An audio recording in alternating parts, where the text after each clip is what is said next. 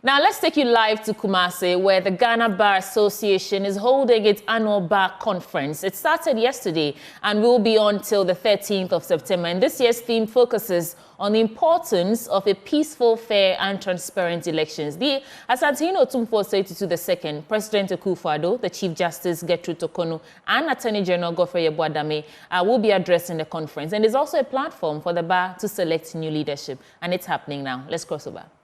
This is the Kumasi campus of the Ghana School of Law. Kumasi Technical University and Akinten Apia Menka University of Skills, Training and Entrepreneurial Development, and other 80 private institutions. So it tells you about the literacy rate we have.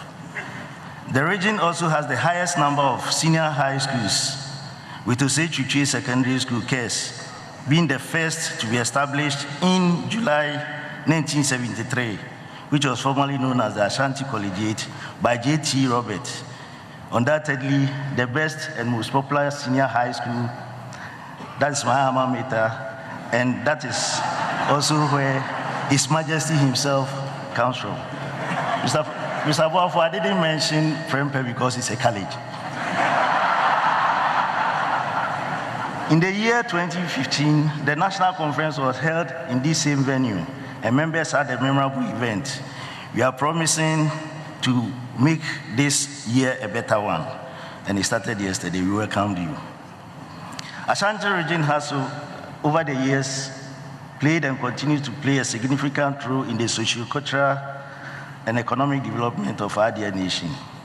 The region is a major contributor to Ghana export trade from time immemorial, with products like gold, cocoa, timber, handicrafts, and African prints, particularly the famous Kente cloth, which has achieved worldwide recognition. And this morning, our Nananum has demonstrated that.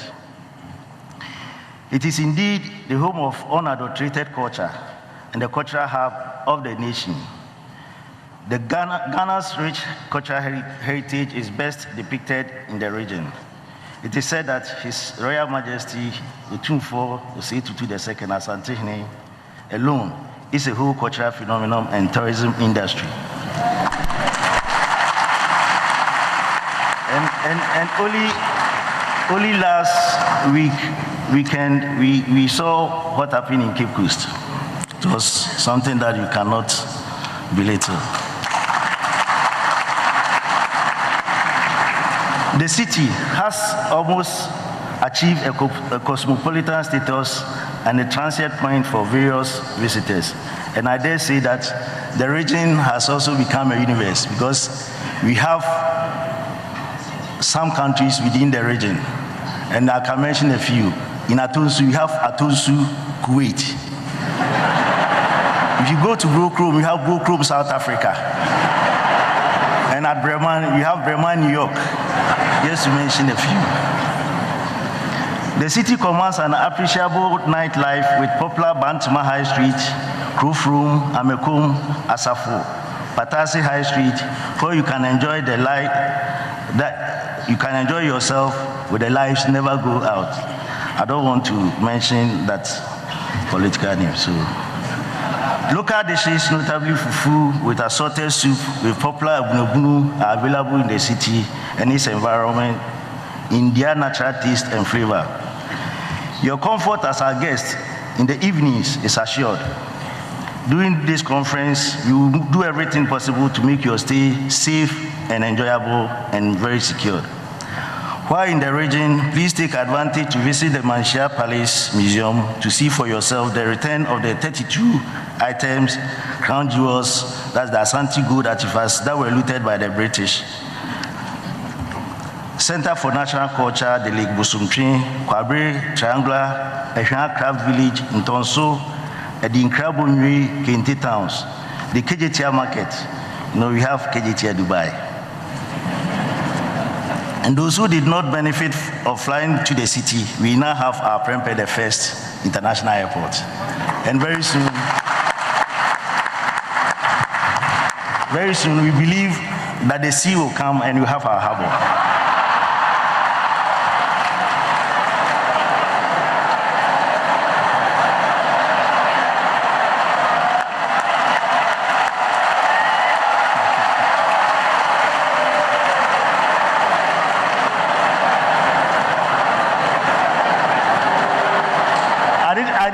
say it is possible, but it shall be well. After each day's activities, if the ancient and the modern members are still around and you have more energy, we have given you opportunity and you have at liberty to spend the rest of the night with the legal starlets at the special sessions at the respective nightclubs to do the clubbing.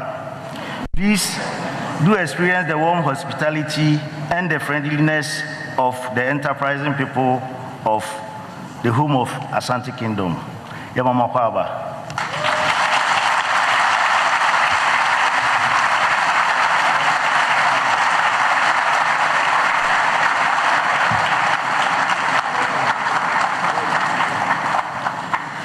So if you are interested in any property at the waterfront in Kumasi, you may kindly contact Kwame Section.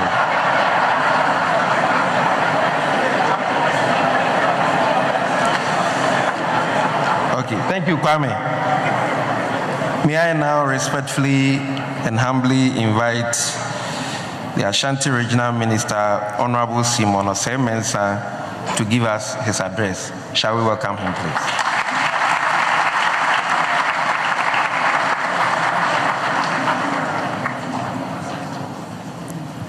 Thank you very much. Your Excellency, the President of the Republic of Ghana, Your Royal Majesty Otumfuo Osei Tutu II, the Chief Justice, men and women who belong to the learned profession, colleague ministers of state here present, MMDCs, members of the security agencies, Nananum, distinguished invited guests, ladies and gentlemen. It's very heartwarming to join you this morning at this bar conference at KNUST here in Kumasi in the Ashanti region. Actually, I'm going to say some few words because when my boss is around, in reality, apart from welcome address, I need not to talk much. For this government, what I'll say, which is headed by His Excellency Nana Addo Dankwa Akufo-Addo, with the support of the Vice President, His Excellency Dr. Alhaji Mahmoud Bawumia, especially in the Ashanti region, the government has done a lot for the judiciary,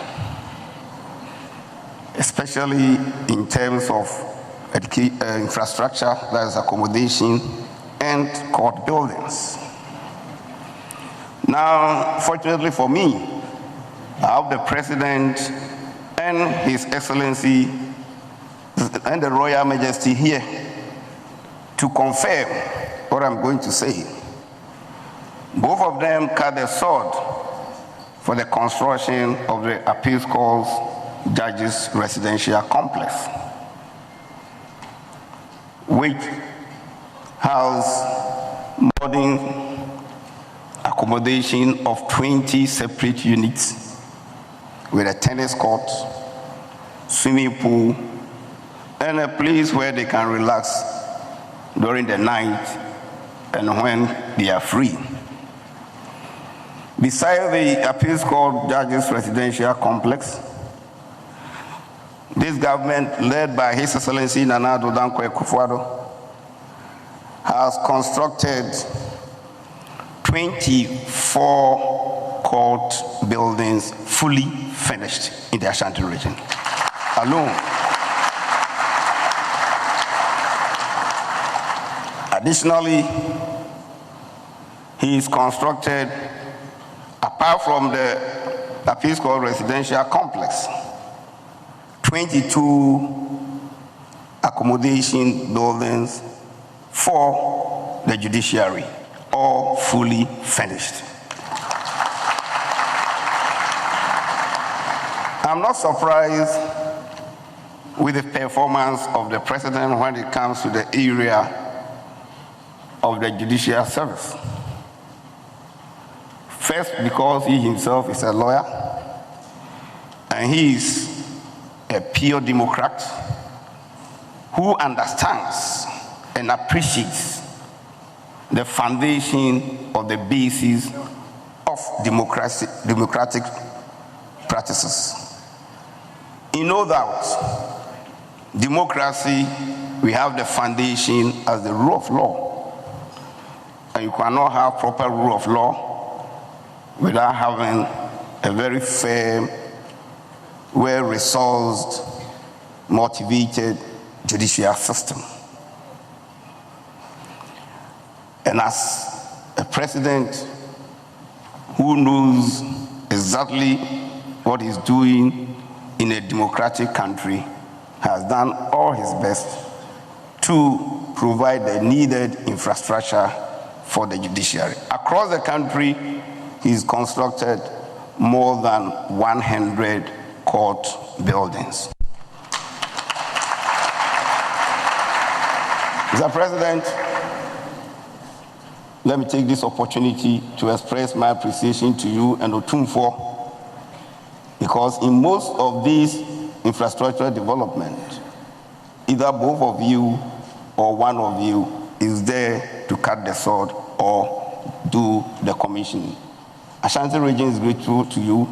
Ghana is grateful to you. I wish you a successful Congress. Thank you very much.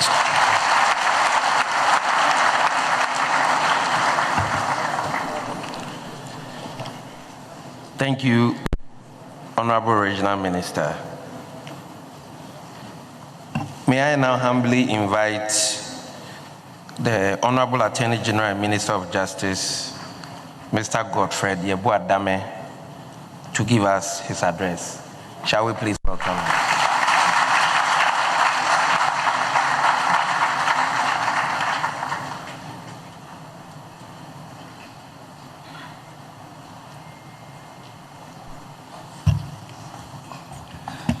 Good morning.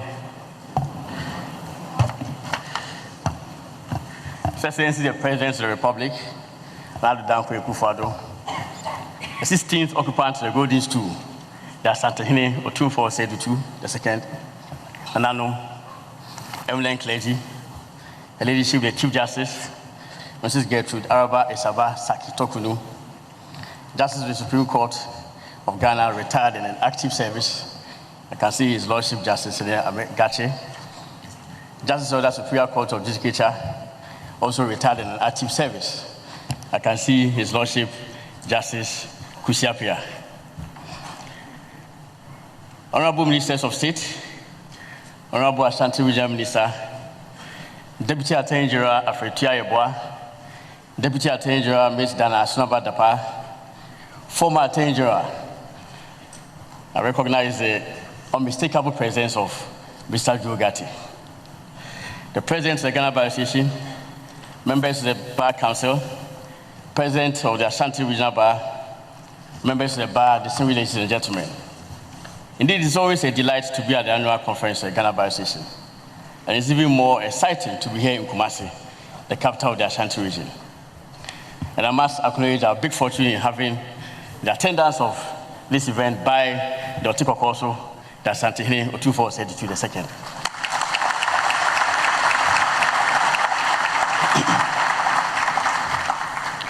To my mind, this is only the second time Otumfuo has attended the Bar Conference. And perhaps our fortune today, apart from his status as an honorary member of the Bar, is also because his beautiful wife, Lady Julia, is a lawyer.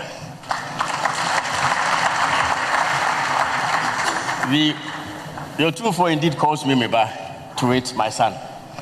On the case here, your son is truly appreciative of your wise counsel at all times. I'm not surprised that Yao Boafo brought this conference to Kumasi. Indeed, he's a true Ashanti man. And as his last conference as Bar President, which better place to hold the event than at his own backyard? But on the more serious note, I must convey my felicitations to Mr. Yao Champon Boafo, President of the Bar and the Executive Council. Collaborating with you in the national interest has been a pleasure. And I wish you, Yao, and your executives the very best in your future endeavors as you bow out. Learned friends, since March 2021, By the grace of God, I've had a chance that few lawyers have ever had to serve as the Attorney General and Minister for Justice of our great republic, the 25th since independence. To work with wonderful public servants, wonderful administrators, best law enforcement agents, and indeed great support staff in the Office of Attorney General and Minister of Justice. The enormity of responsibility of the Grand Old Office of Attorney General is recorded in history. Sir Patrick Hastings, who had a long career as a successful barrister in England, but a rather short stint as Attorney General of England and Wales, between January 1924 and November 1924, described the role of the Attorney General as, and I quote, his idea of hell. Much earlier, Francis Bacon, Attorney General and Lord Chancellor of England and Wales, in the 17th century, described it, and again I quote, as the painfulest task in the realm. Quite recently, the immediate past Attorney General of the United States of America, William Barr, who had two stints as Attorney General, first under President George W. Bush Sr., when he was only 39 years, and the second under President Trump, authored a book chronicling his days as Attorney General, and guess what the title was? The title was One Damn Thing After Another. 3.5 years into the role, I consider it an honor and a privilege, although not without its challenges, to be the Attorney General and your leader thus far. With the unlimited licenses given to me as leader of the bar to address conference on any topic, I intend to focus a big part of this speech on using law, particularly public legal service, as an instrument for effecting change in Ghanaian society, whilst making some remarks on the important theme for the conference as well. I will record progress so far made by the Office of the Attorney General in this regard. The task of being an Attorney General in the second term of a government is no easy one. It involves coming in at a time that the government has implemented a set of policies in its first term and made some tough and hard decisions, which may not be necessarily popular with the people. As the Attorney General, it involves making yourself unpopular by telling your colleague ministers that they cannot pursue certain legislation and policies, which, although in the national interest, may be incompatible with the law. I remember the painful advice I gave to the Minister for Finance and Domestic Debt Restructuring at a difficult time of the nation, as well as the advice I gave to the Minister of Health, perhaps at a more difficult time in the history of the nation during the COVID-19 crisis.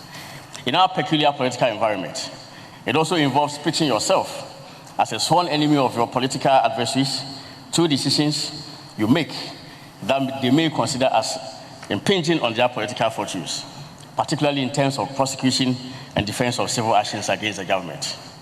However, I've braved the challenges of the office and remained undaunted because I love the law, and I love utilizing the law as an instrument for developing Ghanaian society. With courage and strength, I have taken the slings and arrows of a critical free media, even when they are unjustified or wrong.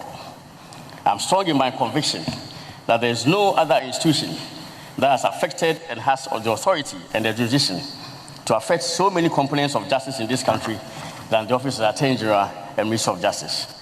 Whatever I've done since 2021, I've done it in the best interest of Ghana and state attorneys and staff at the law office. And I could not be prouder of our record of achievement over the last 3.5 years. And I'm happy to note that since my initial address of this conference at Bolgatanga in September 2021, I've delivered, and in some cases exceeded, the delivery of every single promise I've made to you.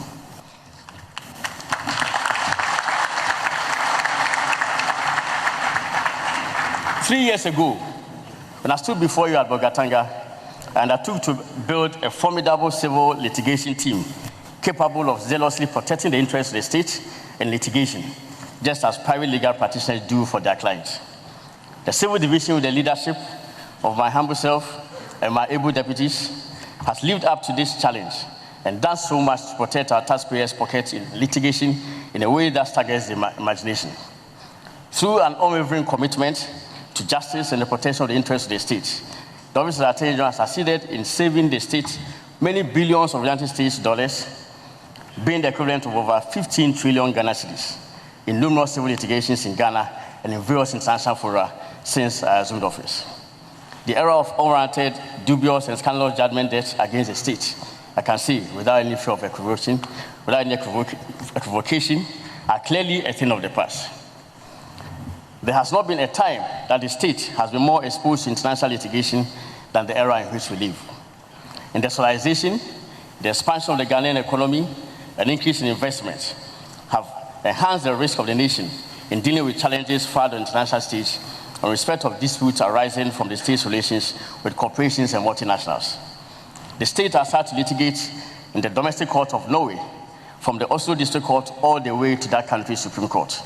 It has had to defend numerous arbitration claims in the Permanent Court of Arbitration, the London Court of International Arbitration, ad hoc arbitration tribunals, with seats of arbitration being Paris, New York, Stockholm, and what have you. It is gratifying to note that in each of the international arbitration claims filed since 2021, the state has achieved favorable outcomes with little or no cost to the nation.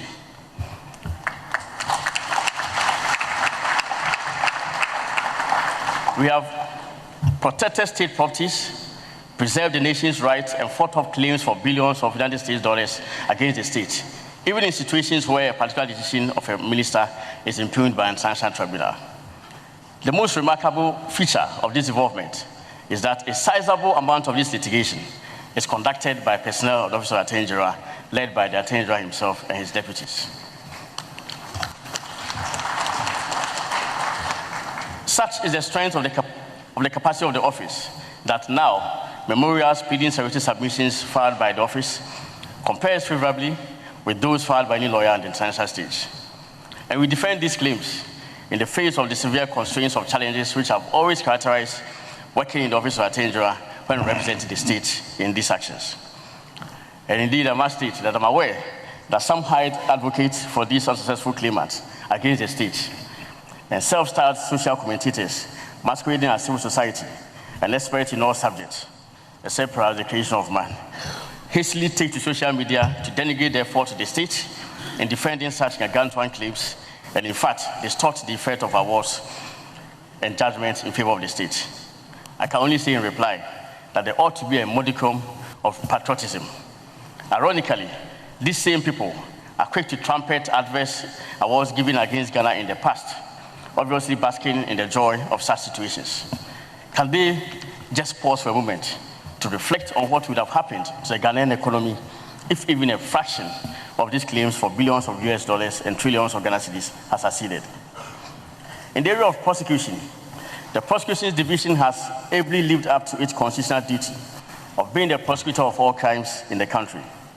They have pursued justice with courage based on the evidence and the law in a way that makes me very proud.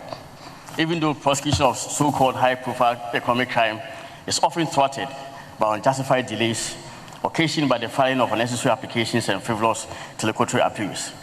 In a country where prosecution of the perceived high and mighty is often mischaracterized as persecution and sometimes unfairly scrutinized by the court, they have braved all challenges. When rulings and judgments adverse to their interests are given, in the best tradition of the profession, they have appealed against him, and many a time they have been justified in that cause. The past 4 years have been interesting for the Prosecutions Division as it surmounted novel challenges, including conducting trials that they were hitherto unfamiliar with. I led them to conduct a historic high treason trial, one never experienced in this country for many decades before. We secured conviction of 6 out of the 9 surviving accused persons put on trial. In response to some strange and deplorable attempts by certain elements to cause a fragmentation of the borders of the country, the prosecution team defended the territorial integrity of the Republic by instituting criminal proceedings against over 100 people in all the high courts at Wa, Ho, and Accra for secession, another unusual prosecution. Fortunately, most of the accused have so far been convicted. Illegal mining, Galamsey, continues to cause incalculable damage to our forest reserves and water bodies. In the teeth of the difficulties prosecutors encounter in the courts in the prosecution of illegal mining offenses, the Criminal Division has enjoyed some success, even though there is still room for more to be done. From August 2021 to date, at least 76 persons, including 18 foreigners, have been convicted. They include the acclaimed Chinese Galamsey Queen, Aisha Juan, who was convicted on 4th December 2023 of offenses committed between 2014 and 2016 in the era of the previous government. Most of the convicts were sentenced under the new law at 995 to a minimum of 15 years plus a hefty fine for a non-Ghanaian. Currently, over 140, minimum of 15 years plus a heavy fine in the case of a Ghanaian, and a minimum of 20 years plus a fine for a non-Ghanaian.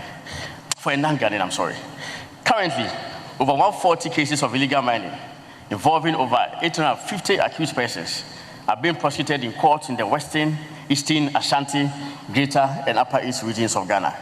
Some are near conclusion. The unsung heroes of the Office of Attorney General are the Legislative Drafting Division. They are that army of well-disciplined, properly trained, meticulous lawyers whose task it is to set legislative framework for all we do. Without them, none of the three arms of government can function. The Legislative Drafting Division has been responsible for carrying my vision of law reform in both civil and criminal aspects of the law. They have paid a great attention to the public policy of the law and have drafted in all about 60 acts of parliament and innumerable subsidiary legislation since 2021. Whilst placing on record the yeoman's effort to the various divisions of the Office of Attorney General and Ministry of Justice, which have kept the nation safe and sound, we cannot ignore the hitherto deplorable conditions in which state attorneys work. My visit to the head offices of various agencies under the Ministry of Justice revealed hugely undesirable working conditions and the lack of basic tools for service to the nation. In order to address this, in February 2022, on account of a directive made by His Excellency the President for the Minister for Finance to urgently assist the ministry with some funds for its operations, I purchased 91 vehicles for the ministry, which to date represent the biggest fleet ever acquired for the ministry.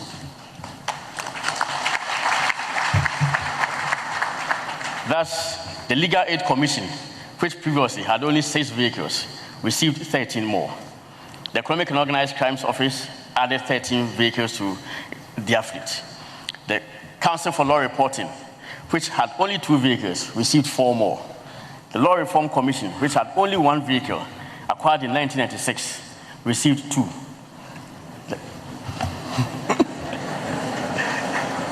Two indeed makes a difference to some people. The Copyright Office, whose last vehicle was acquired in 2008, during the time of Honorable Joe Gatti as Attorney General, received 2 more. To lay the building blocks for the transformation of 2 very important institutions, whose mandate is crucial for enhancing access to justice delivery and the modernization of the law in Ghana, the Legal Aid Commission and Law Reform Commission, the President on 10th August 2022 launched the Legal Aid Commission Fund and the Law Reform Commission Fund. The government indeed demonstrated its commitment to transforming the 2 institutions by donating an initial amount of 1 million Ghana cedis into each of the funds. I am of the fervent hope that the boards of the 2 institutions who are by law charged with responsibility for managing the funds will come up with innovative means of ensuring that sufficient contributions and donations are made to the funds to end the perennial lack of funds syndrome, which has always plagued these 2 important institutions of state. The dreadful office accommodation challenge of the Ministry of Justice was indeed legendary. The situation was so critical that some state attorneys were utilizing shipping containers as their offices when I assumed office. Work on a 12-story building comprising 10 levels above ground and a 2-tier underground car park to accommodate the Ministry of Justice, which incidentally, the current president commenced in 2001 when he was the Attorney General, has stalled over the years, with the state of works officially recorded as only 36% complete by June 2021 when I visited the site with the president.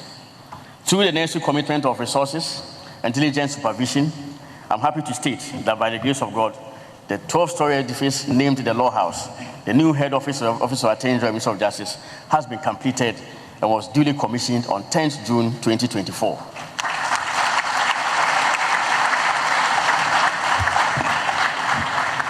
And indeed, I have since moved into that building. Mr. President, I dream of a modern public legal service for our nation, fully equipped to discharge its onerous constitutional and statutory duties to the Republic. Towards realizing this dream, I'm of the hope that soon each of the regional capitals of the country from which the Attorney General operates, will also boast of its law house. I have commenced discussions in this regard with the World Bank towards the possibility of funding the project, but definitely we know that this can only be completed in the next term of the NPP government. So we need to pay the aid after all. The expansion of the Ghanaian economy with this attendant myriad of needs calls for an enhanced public legal service to address the complexity of emerging challenges. The number of state attorneys, presently about 300, is completely inadequate. This partly accounts for the inordinate delays in the delivery of opinions, legal opinions, defense of claims against the state, and prosecution of crime. We need about 1,500 state attorneys for a proper discharge of the functions of the Attorney General under Article 80 of the Constitution. We need to embark on a massive recruitment exercise of lawyers for the public service in order to satisfy the demands of the state. In 2021-2022, the capacity of the office was augmented with the recruitment of about 60 attorneys. Processes are currently underway to employ a further 70 attorneys, with interviews scheduled for the latter part of this month. And this will bring the number of attorneys recruited over the past 3 years to 130. I envisage that every ministry, department, agency, or district assembly ought to be serviced by at least one state attorney. The situation whereby some ministries, departments, agencies, or metropolitan municipal district assemblies employ their own lawyers does not augur well for proper harmony and synchronization of government legal work. Thus, my vision is that in the near future, to ensure cohesion in the public service and to avoid an uncoordinated approach which leads to inefficiencies, all lawyers working for each of the public institutions ought to be employed by the Office of the Attorney General.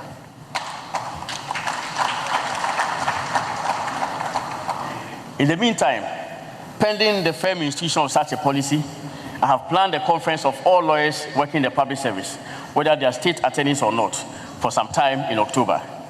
The conference, to be organized with the support of Professor Kofi Abochi of UPSA, will provide a platform for knowledge sharing and refresher engagement with the ultimate objective of building the capacity of lawyers working for the state in various agencies and departments in the areas of negotiation, structuring, drafting and review of government contracts, contemporary issues in international arbitration, and ensuring improved interagency collaboration. To build that desired world-class legal service for Ghana, there's a pressing need for lawyers generally, particularly those in the public service, to constantly add value to themselves. It was with this motive that a partnership between the Georgetown University, Washington, D.C., and the government of Ghana, represented by the Attorney General, which was executed in September 2021, seeks to ensure that each year, 5 lawyers from both the public and private sectors would benefit from a postgraduate legal education sponsored by a scholarship jointly funded by Georgetown University and the Secretariat of Ghana. Indeed, the first batch of 5 lawyers who profited from this arrangement successfully completed their studies and returned in May 2023. I must acknowledge the hiccup that the arrangement has suffered in view of funding difficulties, but I will explore means of boosting same. In addition to this, my ministry assists state attorneys to regularly pursue various academic courses relevant to their roles and sponsored by some institutions in prestigious universities abroad, including the so-called Ivy League institutions. We must perceive law as a tool for promoting good governance and creating a Ghanaian business environment characterized by transparency,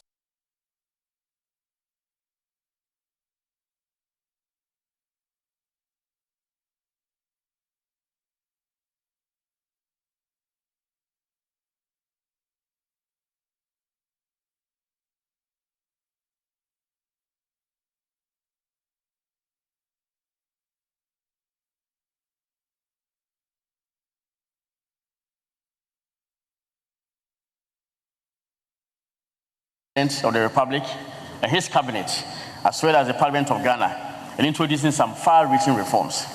A little over a month ago, the Ghana Arbitration Center, a requirement of the Alternative Dispute Resolution Center Act 2010 at 798, which had been outstanding since 2010, was set up. The establishment of the ADR Center presents a viable opportunity for multi-billion-dollar commercial disputes and cases involving the use of the nation's natural resources to be resolved right here in Ghana. It will also enable members of the Ghana Bar Association to sharpen their skills in the resolution of such disputes.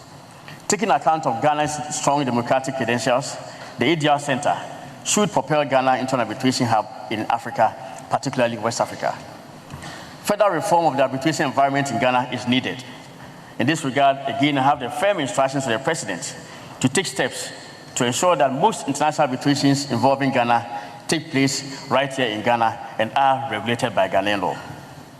Thus, I will present to Cabinet in the next few days, as part of the process for the passage into law, an amendment to the State Property and Contracts Act of 1960, CA4, to mandate all contracts involving the state and its agencies as parties to not only stipulate Ghana law as a governing law, but also to have Ghana as a seat of arbitration, and with the ADR Center in Ghana being the venue for such arbitration.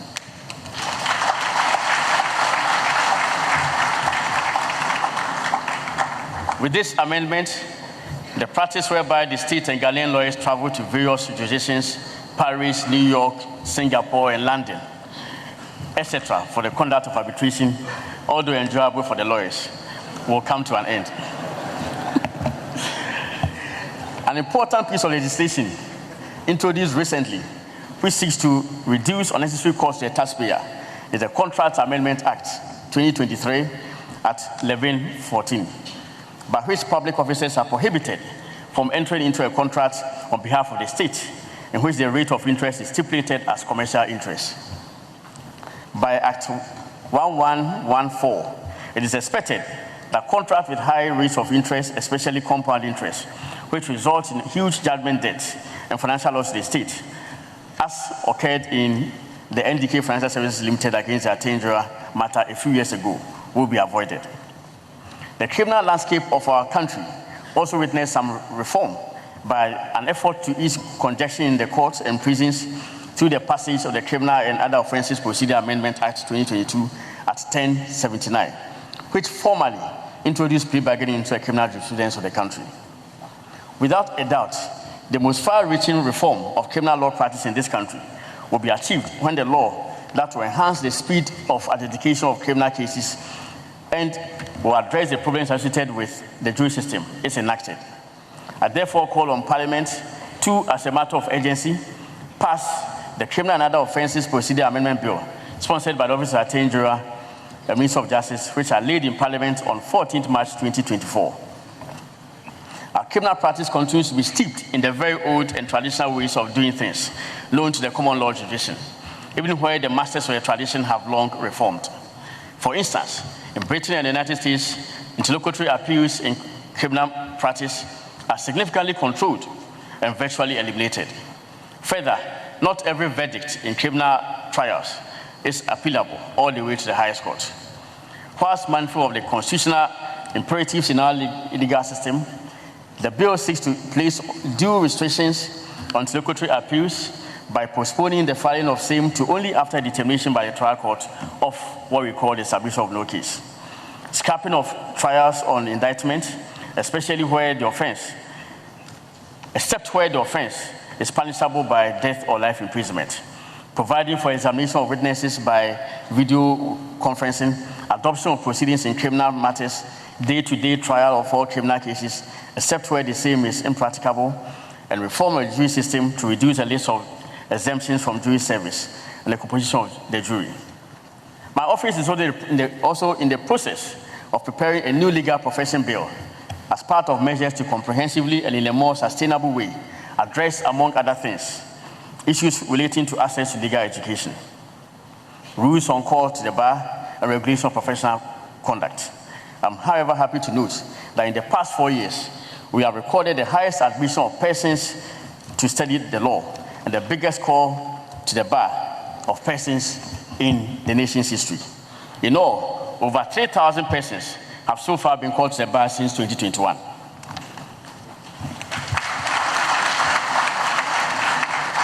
In 2022 alone, over 1,000 lawyers were called to the bar, the highest in the nation's history at that time. In 2023, this record was broken with the admission of 1,286 lawyers. And indeed, I, as Attorney General in 2021, personally ensured the admission of some 499 students into the Ghana School of Law by President. presenting a petition to a General Legal Council, a situation for which the bar president still holds a grudge. And indeed, I won the vote by just 8-7. It was a narrow 8-7 victory, very sweet one.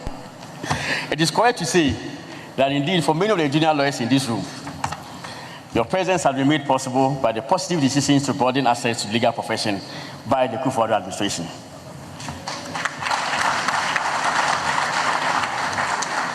We believe in broadening access to legal education whilst preserving standards and quality, cherished values without which the legal profession will lose its relevance in society. With these giant strides, I'm confident that the future of the legal profession is bigger, brighter, and better. Mr. President, the lofty ideas expressed today about the creation of a sound business environment and using law as an instrument of change in the public sector will not materialize without a sustenance of the democratic order in which we live. Fundamental to democracy and the preservation of the rule of law is the organization of free and fair elections.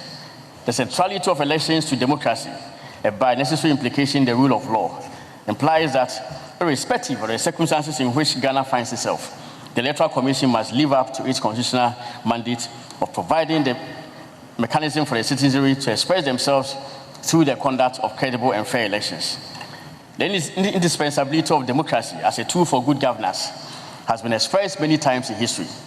Indeed, in the words of the acclaimed British statesman Sir Winston Churchill in his address to UK Parliament in November 1947, and I quote, "No one pretends that democracy is perfect or all-wise. Indeed, it has been said that democracy is the worst form of government, except for all those other forms that have been tried from time to time," end of quote. National elections represent a preeminent and, I would say, undeniable opportunity for the electorate of every country to exercise real power over how they are governed and by whom. It is a means by which the state will be preserved. The distinguished son of Ghana, former UN Secretary General Kofi Annan, may his soul rest in peace, in a speech at the CDD Conti Ni Akwamu lecture in June 2016, had this to say of the strength of Ghana's democracy. It says, "Ghana has thrived under democracy since it was reintroduced under the Fourth Republic. And our society, as well as our economy, has thrived as a result. We must never stop reminding ourselves of that fact. Yes, our country has had its problems, but all countries have problems," end of quote. The credibility of Ghanaian democracy and the conduct of elections in this country can clearly not be denied by any objective onlooker. We must resist the vain efforts of naysayers who constantly sow seeds of doubt about the credibility of Ghanaian elections. The Electoral Commission has had a sound appreciation of the sacred constitutional responsibility it bears to the people since 1992.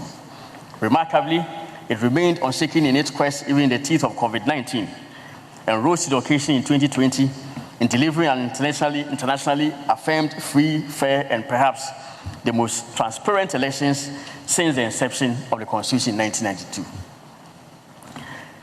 It bears emphasizing, I've said the inception of the Constitution in 1983, because legally it started on 7 January 1993. It bears emphasizing that an election is a process, among other things. It includes the demarcation of boundaries, registration of eligible voters, the creation of voters register, printing of ballot papers, distribution of ballot papers to voting centers, supervision of voting, the casting of votes, counting and progress, processing of the votes, the declaration of the winner or winners. So far, I have not noticed anything untoward about the Electoral Commission's handling of the process. Even though Ghana has come far in consolidating democracy as a way of life, we can consider free and fair elections in this country as a matter of course. We cannot take that progress for granted.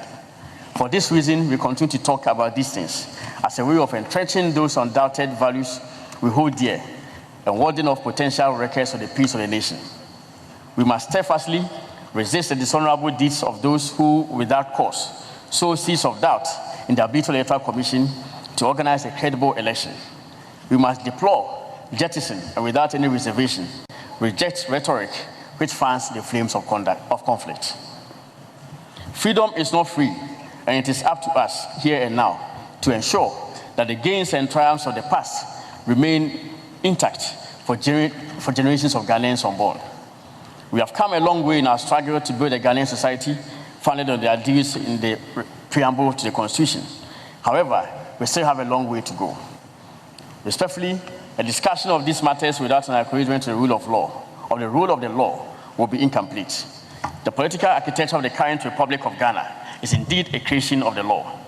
Lawyers, therefore, have a massive role to play in sustaining democracy in Ghana. Unsurprisingly, the leadership of the various political parties is dominated by lawyers. We have a duty in ensuring the proper education of the entire citizenry on regulations affecting the conduct of the elections, the duties of a citizen, and of course, dispelling misconceptions about the actions of the Electoral Commission, rather than being agents for the propagation of falsehood. For lawyers who regularly appear as guests on media programs and take to social media to run commentary, I will repeat an admonition I gave at the bench bar and faculty lecture in October 2022, that the spread of false information by lawyers and disregard for the cherished values of the legal profession, apart from being disreputable, poses a far greater threat to cohesion in society if it comes from lawyers. In social media interactions, lawyers ought to be mindful of the requirements of the profession insofar as ethics is concerned. Technology did not eradicate ethics, neither did it render the need for ethical compliance any less important or necessary. The time-honored requirements to be truthful and not to unjustifiably assail the integrity of others, disparage the character of people, and abuse the rights of others ought to be strictly adhered to by lawyers. Lawyers indeed have no business promoting election-related violence. In talking about the place of the law in the conduct of a free and fair election, we cannot forget the work of the judiciary, because it sits at the very heart of our society and our democracy. Judges are often called to make decisions on some of the most difficult questions arising from the conduct of elections. They are decisions that very few of us would feel comfortable making. However, it is judges who, with their wisdom derived from long experience, training, and discipline, will make such decisions in furtherance of the principle that justice should be done. We therefore have a duty to support the judiciary and not to denigrate that important institution. Ghana has gained a reputation worldwide for its justice system. Central to that reputation is the independence, integrity of the judiciary, and the quality of judgments emanating from our court, with decisions cited sometimes in court around the world. I can confidently say that I have been an Attorney General in whose tenure the judiciary has demonstrated complete independence and strength through decisions it gives in cases involving the state.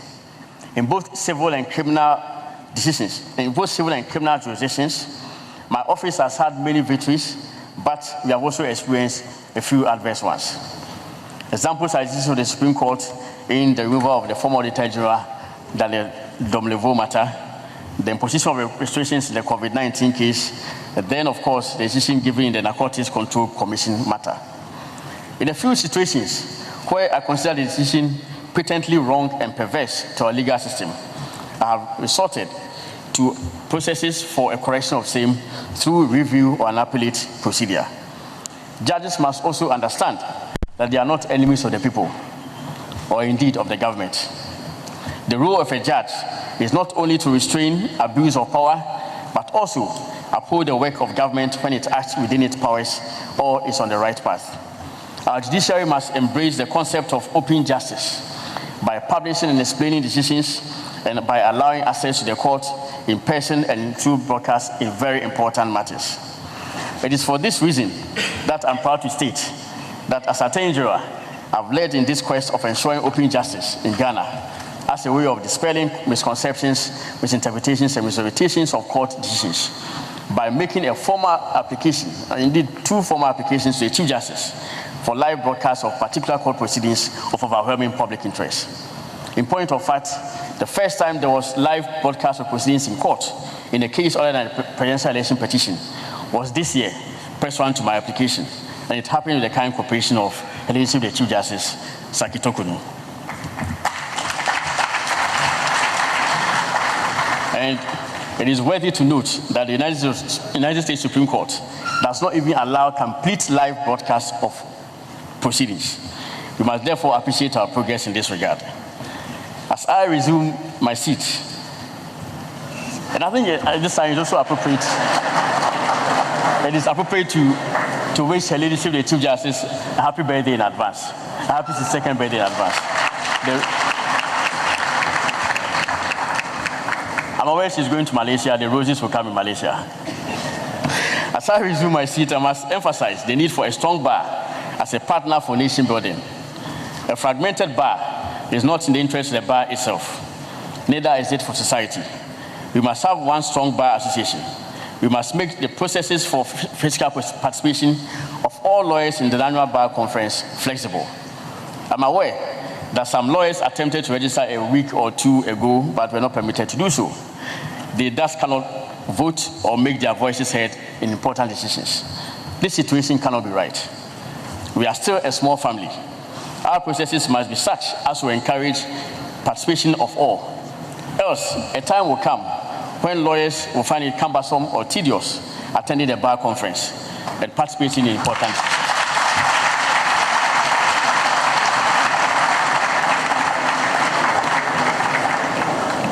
And I must say that I miss the days when lawyers could show up in the morning of conference, register, and be allowed to participate in the conference. And it does not present any security concerns at all. Indeed, we must find a way to change. I'm aware that this year's election year, may I take the opportunity to wish all the candidates the very best, and may the best candidates win. God bless us all. Thank you very much.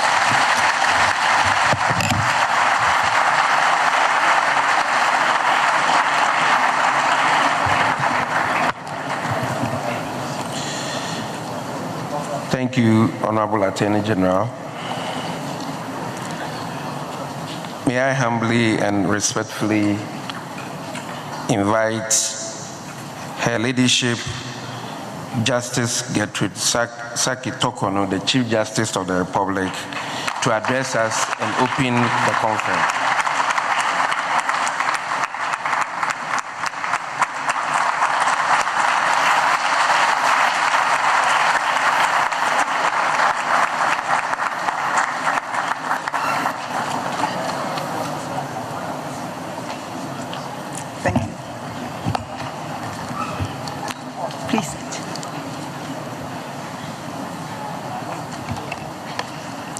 Your Excellency, the President, Nana Addo Dankwa Akufo-Addo, Your Royal Majesty, Otumfuo Osei Tutu II, King of the Ashanti Kingdom, Nana Nom and Nana Hima hearing present, the Vice Chancellor, members of the Council of State, Honorable Godfrey Yeboah-Dame, Attorney General and Minister of Justice, the Regional Minister of Ashanti Region, Honorable Simon Osei-Mensah, Honorable Ministers, Deputy Ministers, Members of Parliament present, MMDCs, Heads of Security Agencies, my Lords of the Superior Courts, eminent clergy, law deans, Director of Legal Education, national and regional executives of the Ghana Bar Association, distinguished ladies and gentlemen, good morning. I am greatly delighted. Oh, my husband reminded me this morning to acknowledge him. Mr. Francis Tokono.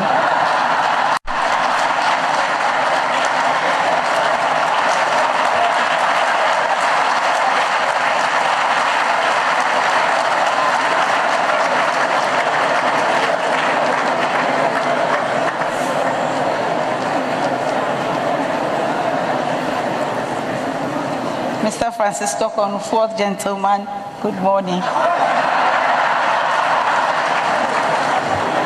And then we have peace at home.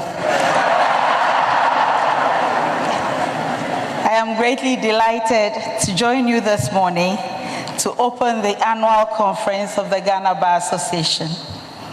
The lineup of conference activities spanning spiritual dedication, intellectual discourses, and learning sessions, sporting activities, deliberations on emotionally disturbing issues, and the usual dancing sessions that remain unequaled in exhilaration, which I miss very much from bar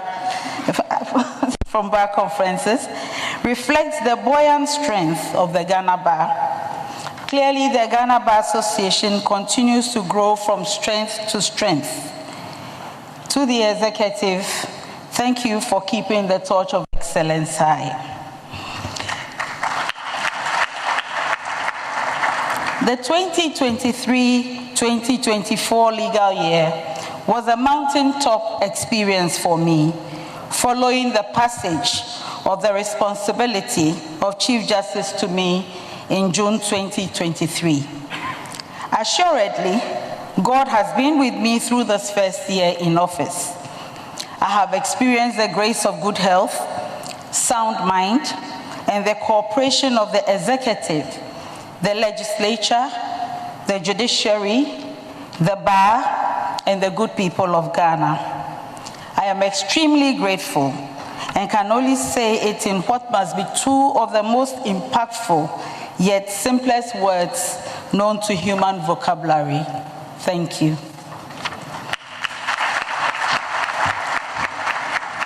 Your Excellency, Your Majesty, distinguished ladies and gentlemen, the theme of this year's Bar Conference, Peaceful, Fair and Transparent Elections, the Key to Sustainable Democracy, unquote, speaks to what is on the heart of every Ghanaian.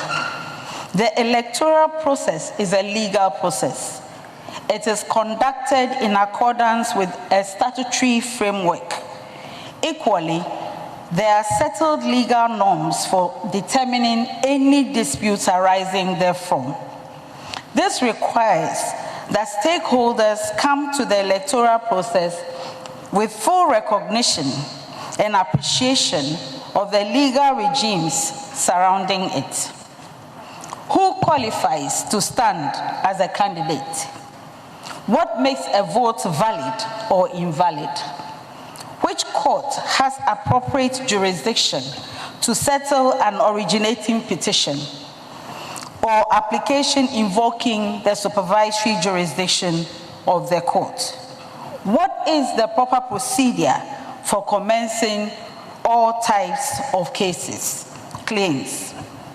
The judiciary has always played its part in the electoral process by not only resolving disputes over registration, disputes over parliamentary elections, and disputes over presidential elections, but also maintaining a standing elections management committee chaired by a Supreme Court judge that works actively with all relevant domestic and international organizations to respond to issues raised during and after the electoral process.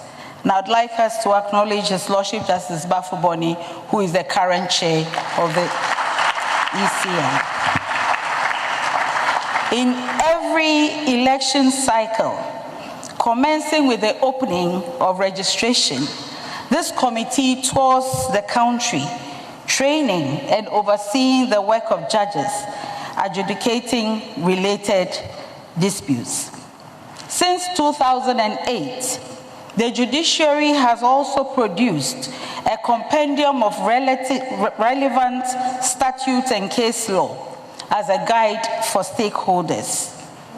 This year, we have moved from the one-volume compendium to a three-volume compendium, allowing for a good sampling of the vast stock of jurisprudence that has developed from the 30 years of the Fourth Republic. I believe that we will be ready to launch it in a few weeks so that stakeholders can familiarize themselves or refresh their memories with the material available.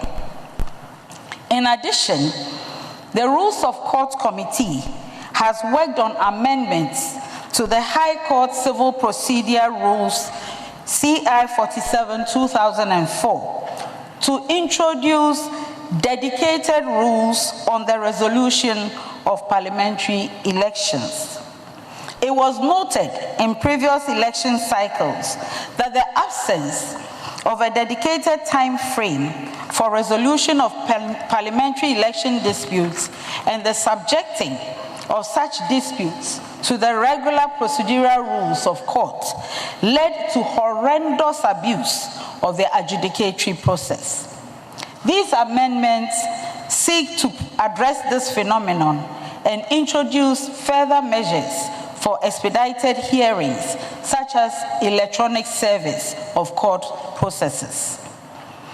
Further amendment of the Supreme Court Rules CI 16 to improve the time frame for hearing of any presidential election petition, which I hope will not occur, is also in progress. My humble view, distinguished ladies and gentlemen, is that the relatively peaceful journey that the Fourth Republic has been is anchored on this consistent addressing of weaknesses found in every election cycle. But as we know, sustaining the democracy calls for more than election cycles. It calls for building strong institutions, as well as a population that is committed to the rule of law. Whether people function as political activists, media activists, or legal activists. As long as actors in the electoral process commit themselves to honor legality over private determinations, our democracy can only grow from strength to strength. Your Excellency, Your Majesty, distinguished ladies and gentlemen, we will all agree that law is the fundamental infrastructure of society. It is needed to plan cities, towns, and houses. It is needed to guide the management of rivers, forests, and every form of human habitats.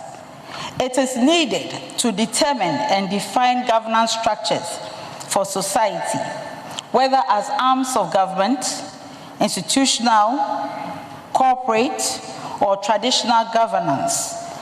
And it is needed to guide every form of human relations, from family, commerce, to justice administration.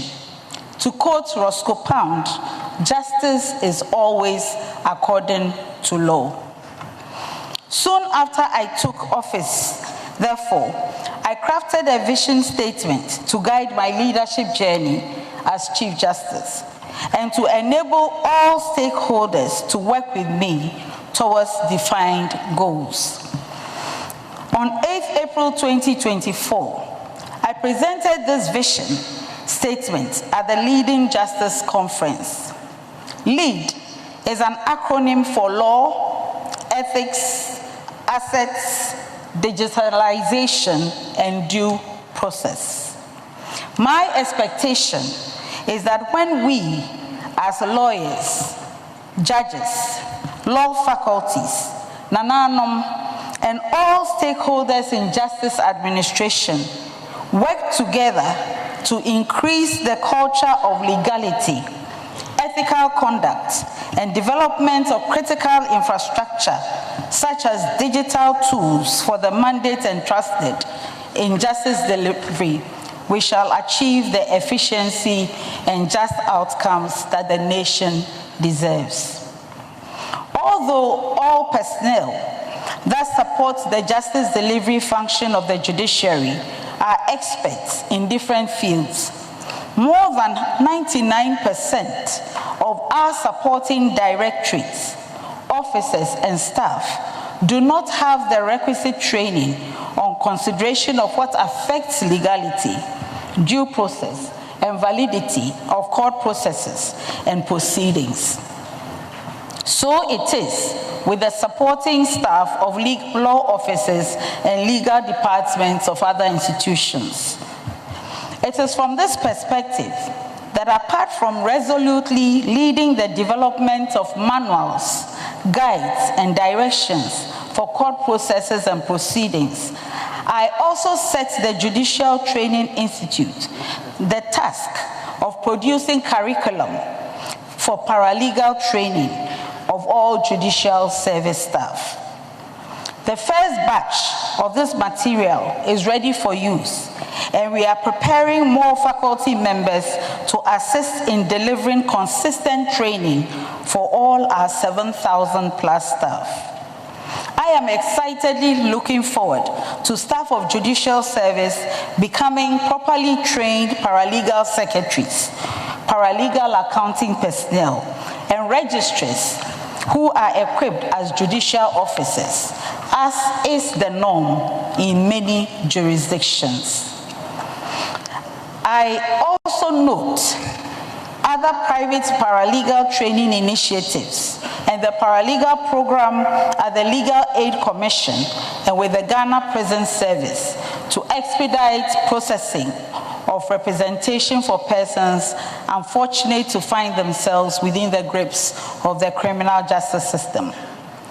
I wish to take this opportunity as chair of the General Legal Council to invite the bar, academia, Corporate Ghana, and Ghana Tertiary Education Commission GTEC to work with the General Legal Council to mainstream paralegal training into appropriate national learning programs so that non-lawyers who work in law firms, legal departments, and institutions that must produce legally valid processes and documentation are properly equipped to support the work of the legal profession. Clearly, it is more than high time for us as a nation dedicated to the rule of law to take a close look at how we can increase the deepening of knowledge of law and legality with the attendant culture of choosing validity and due process over arbitrary activities that lead to corruption of public processes. Your Excellency, distinguished ladies and gentlemen, the issue of ethical conduct is a matter that seems to threaten and torment each part of our nation. In the courts, we have been confronted with syndicates working to produce fake marriage and fake divorce and other certificates for persons who seek them for purposes other than lawful and credible reasons. Very active steps are being taken to uncover and stem these practices. And I thank the Ghana Police Service, especially the Criminal Investigation Department, for their work. I would like to encourage all persons to help judicial management to stamp out such practices that only go to hurt the reputation of Ghana as an investment destination. It is also necessary, I believe, for all stakeholders in the law and the nation to appreciate that these unethical practices are found in the preparation of land indentures and other documentation by persons who have no legal training or understanding of what makes for validity. These documents often turn out to be unregistrable, leading to extreme frustration of investors in realizing the investment made in immovable property, as well as intractable litigation over land. It is my hope that when we work together to deepen knowledge on legality, threats to the rule of law that citizens labor under daily will be lessened. On the issue of ethics, I must also very unhappily refer to the consistently increasing numbers of lawyers that are referred to the disciplinary committee of the General Legal Council for unethical practices against their clients. The General Legal Council is actively working, engaging the Council of Law Deans concerning the mainstreaming of the study of legal ethics at the faculty level. There seems to be an untoward notion that the law is a route to becoming rich early.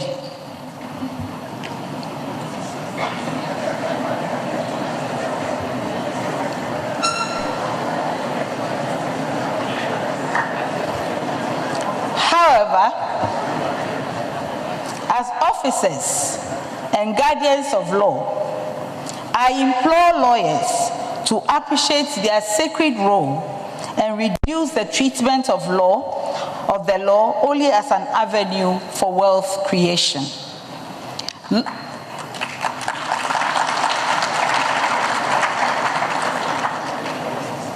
Lawyers are expected to guide their work towards just outcomes and nothing more, of course, and to earn money from that.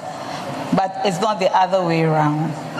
Indeed, with the increasing numbers of new lawyers being called to the bar, I have very strongly requested the executive of the Bar Association to communicate to all lawyers, all new lawyers, that unless there is a clean and clear record that proves that lawyers have done pupillage, the General Legal Counsel will not be in a position to license them to practice law in their jurisdiction.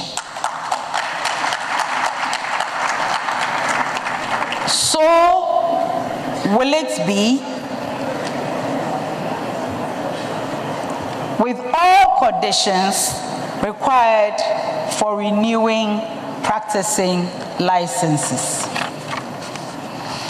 On the progress of the digitalization agenda of the judiciary, I am happy to report that we have actively started the digitization of appeal records so that they are transmitted electronically, thereby reducing the cost of producing multiple records manually and also making their corrections easier.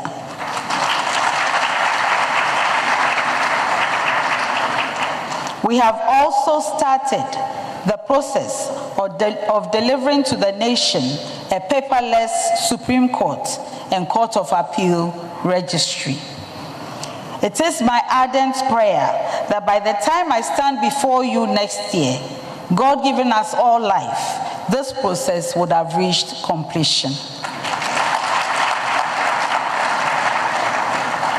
I am also glad to report that the 100 new courts that continue to be delivered by the District Assembly Common Fund have taken the need for the building of new courts off the table.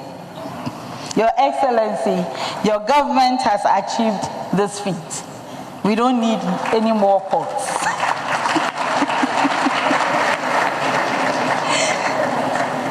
Not in the short term.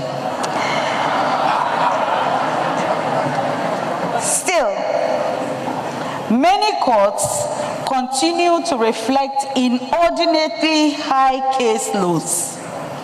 From the data received from the current 450 trial courts in operation, as at the end of August, 43 have a load higher than 300 cases on their list, and 25 have a case load higher than 500, with 10 courts burdened more than 800 cases.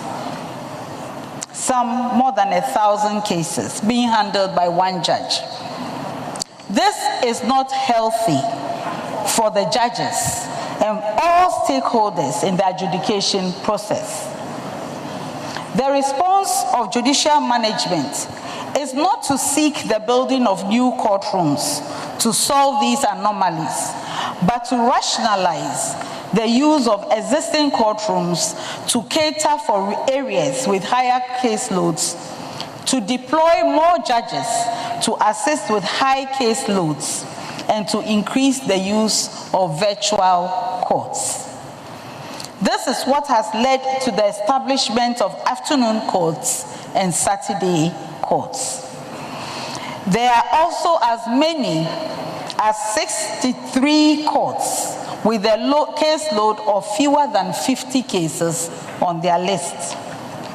In such courts, we reduce staff and engage judges that travel itinerantly to sit over those few cases. In conclusion, allow me to alert the bar of my intention to start a crusade to terminate the culture of mentioning cases.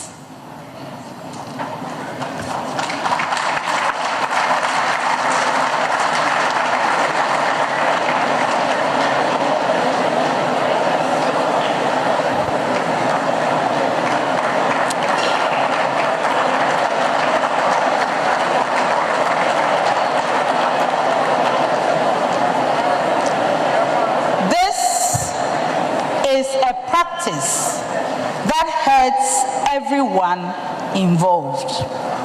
Citizens and lawyers, including judges, citizens and lawyers leave their businesses and homes to travel to court to do nothing except to hear the title of their case called out.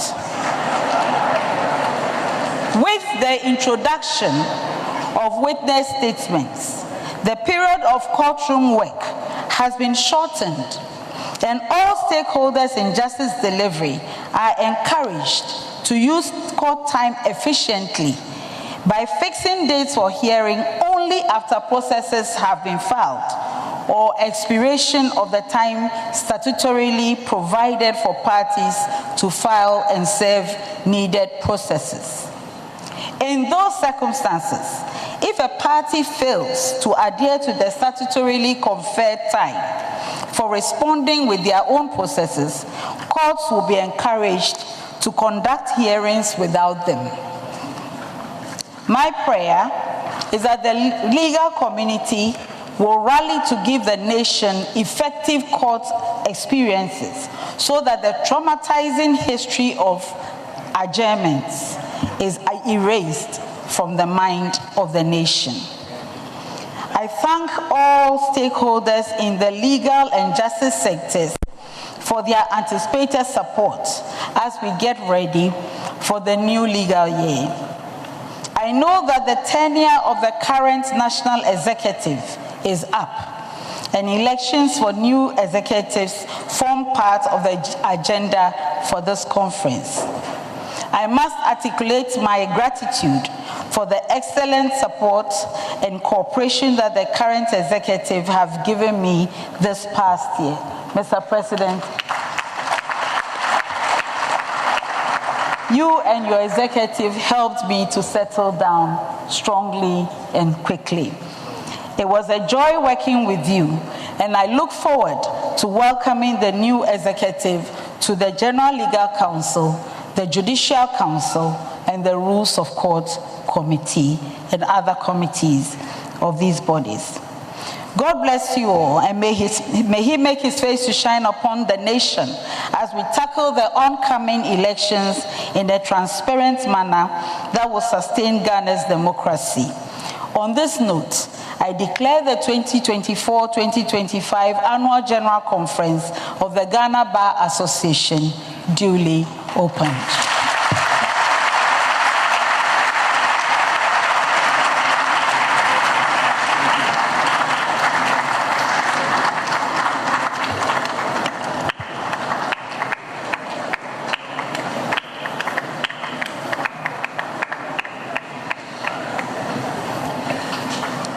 Thank you, my Lady Chief Justice.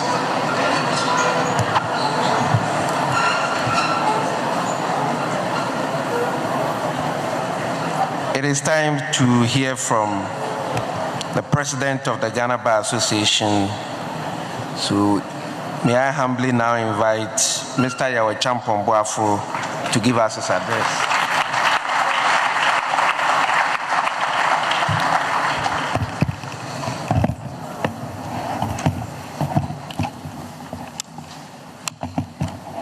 His Excellency Nana Addo Dankwa Akufo-Addo, President of the Republic. His Royal Majesty Tumfo Osei Tutu II Asantehene and Chancellor of this great university. Her Ladyship Gertrude Araba Isaba Sakitokonu, Chief Justice of the Republic of Ghana, accompanied by the most romantic spouse in the country, Mr. Francis Tuku. Since the Chief Justice wants peace at home, we support her in that cause. Honorable Joseph Osei-Usu, Deputy Speaker of the Parliament of Ghana, my Lords Justices of the Supreme Court and other superior courts of judicature, the Right Honorable Godfred Yeboah Dame, Attorney General and Minister of Justice, Ministers of State, Honorable Simon Osei-Mensah, Ashanti Regional Minister, Honorable Afretia Yeboah, Deputy Attorney General and Minister of Justice, Honorable Diana Asonaba Dapatre for Deputy Attorney General and Minister of Justice, Professor Rita Akusia-Dixon, Vice Chancellor, Kwame Nkrumah University of Science and Technology, Professor Ellis Dabo, Pro-Vice Chancellor, Honorable Sam Pine, Mayor of Kumasi and other MMDCs, Nana Jakome Difie Mamponhima and other Queen Mothers, members of the National Executive Committee and General Council of the Bar, learned friends, distinguished ladies and gentlemen. One does not need to have the foresight of a Hebrew prophet to know that this is my valedictory conference address. If there ever was a fairy tale ending to a story of a journey of the bar leadership, it certainly would be mine. For it was in this city of my birth, the Jerusalem of the Republic of Ghana,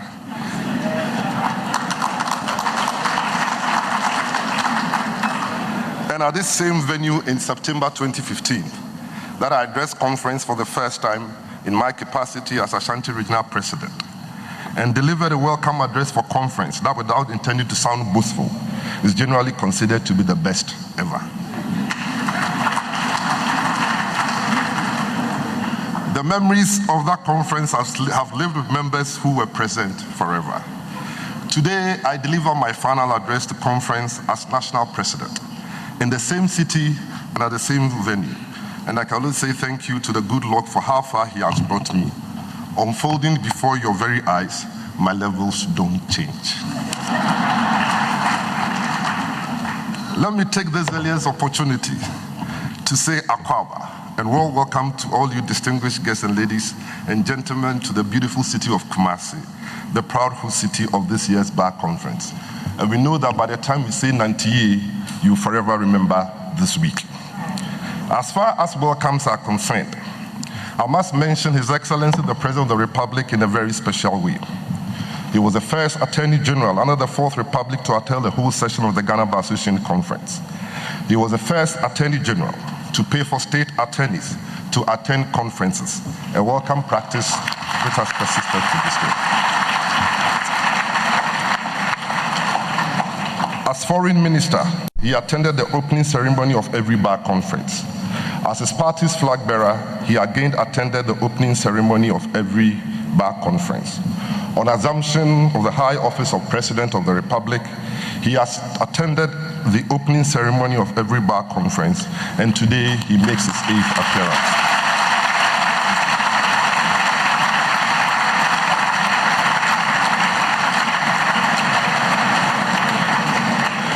His Excellency, the GBA is suggesting to you that it is possible for you to personally break your 8, so that when you complete your constitutionally mandated term as President of the Republic and retire from high office, you'll still be attending bar conferences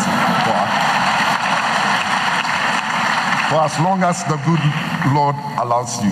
Mr. President, the GBA assures you of its utmost gratitude for your unflinching commitment to our values, interests, and our cause. Otumfuo Osei Tutu Asantehene is also entitled to a special welcome. On 26 April 1999, Otumfuo was installed as the 16th Asantehene. It came to pass that a few months into his reign, the GBA annual conference was held in Kumasi from Sunday 26 September 1999 to Thursday 30th September 1999. Otumfuo accepted the invitation as a special guest of honor, and as usual, delivered a riveting speech at the opening ceremony on Monday 27 September 1999. Of all the qualities lawyers are known for, it could be said that clairvoyance is not one of them. However, the GBA leaders at the time must certainly be clairvoyant when they conferred an honorary membership of the Ghana Bar Association on the Asantehene, and the reign of the Asantehene has been nothing short of spectacular.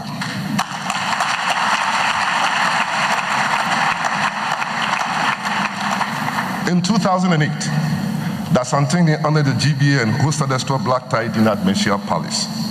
He repeated it in 2015. It has now become the main attraction for conferences held in Kumasi, This evening, the Santihine once again hosts us to another black tie dinner. Unfortunately, because of our numbers, only 700 of us have been invited to attend the event. We can safely say that the Santihine has discharged all his obligations to the GBA. He has fully paid in kind his brother-in-law Cutlass, Akontasekan.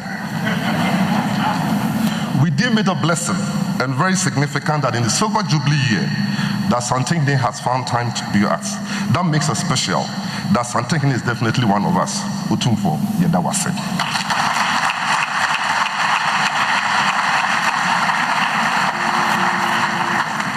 I wish to also express my profound gratitude to the indefatigable members of the Council of the Ghana Bar Association, the executives of the Ashanti Regional Bar Association, and others who have tirelessly assisted and cooperate to make this year's conference a reality and hopefully a success.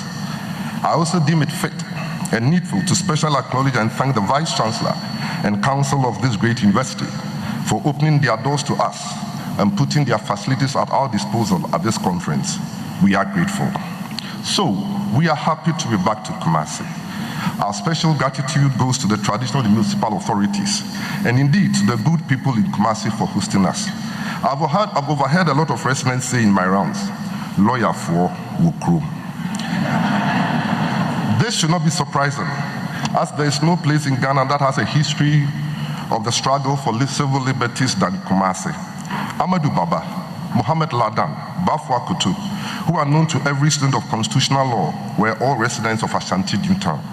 It is therefore not surprising that our own Nana Ejay Bafwa has agreed to sponsor a trip to Menchia South for interested members to visit the homes of Amadou Baba, Mohamed Ladan, and Bafwa Akutu.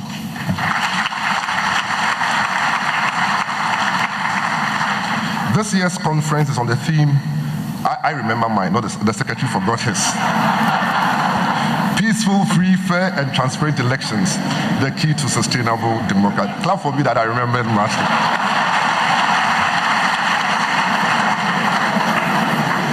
The choice of this theme could not have been accidental.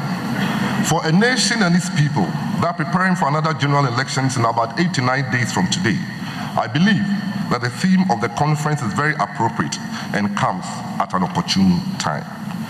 There are undoubted backgrounds and antecedents to what is to come in December that serve as good basis for retrospection and perspectives within our unique recent history.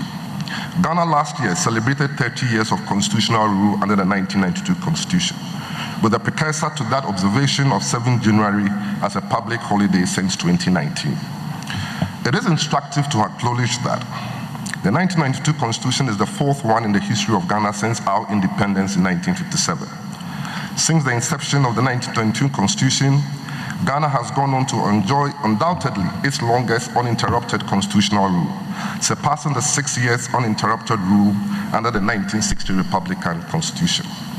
The establishment of constitutional rule in Ghana under the aegis of the Constitution, following its approval in a referendum in April 1992, did not come on a silver platter.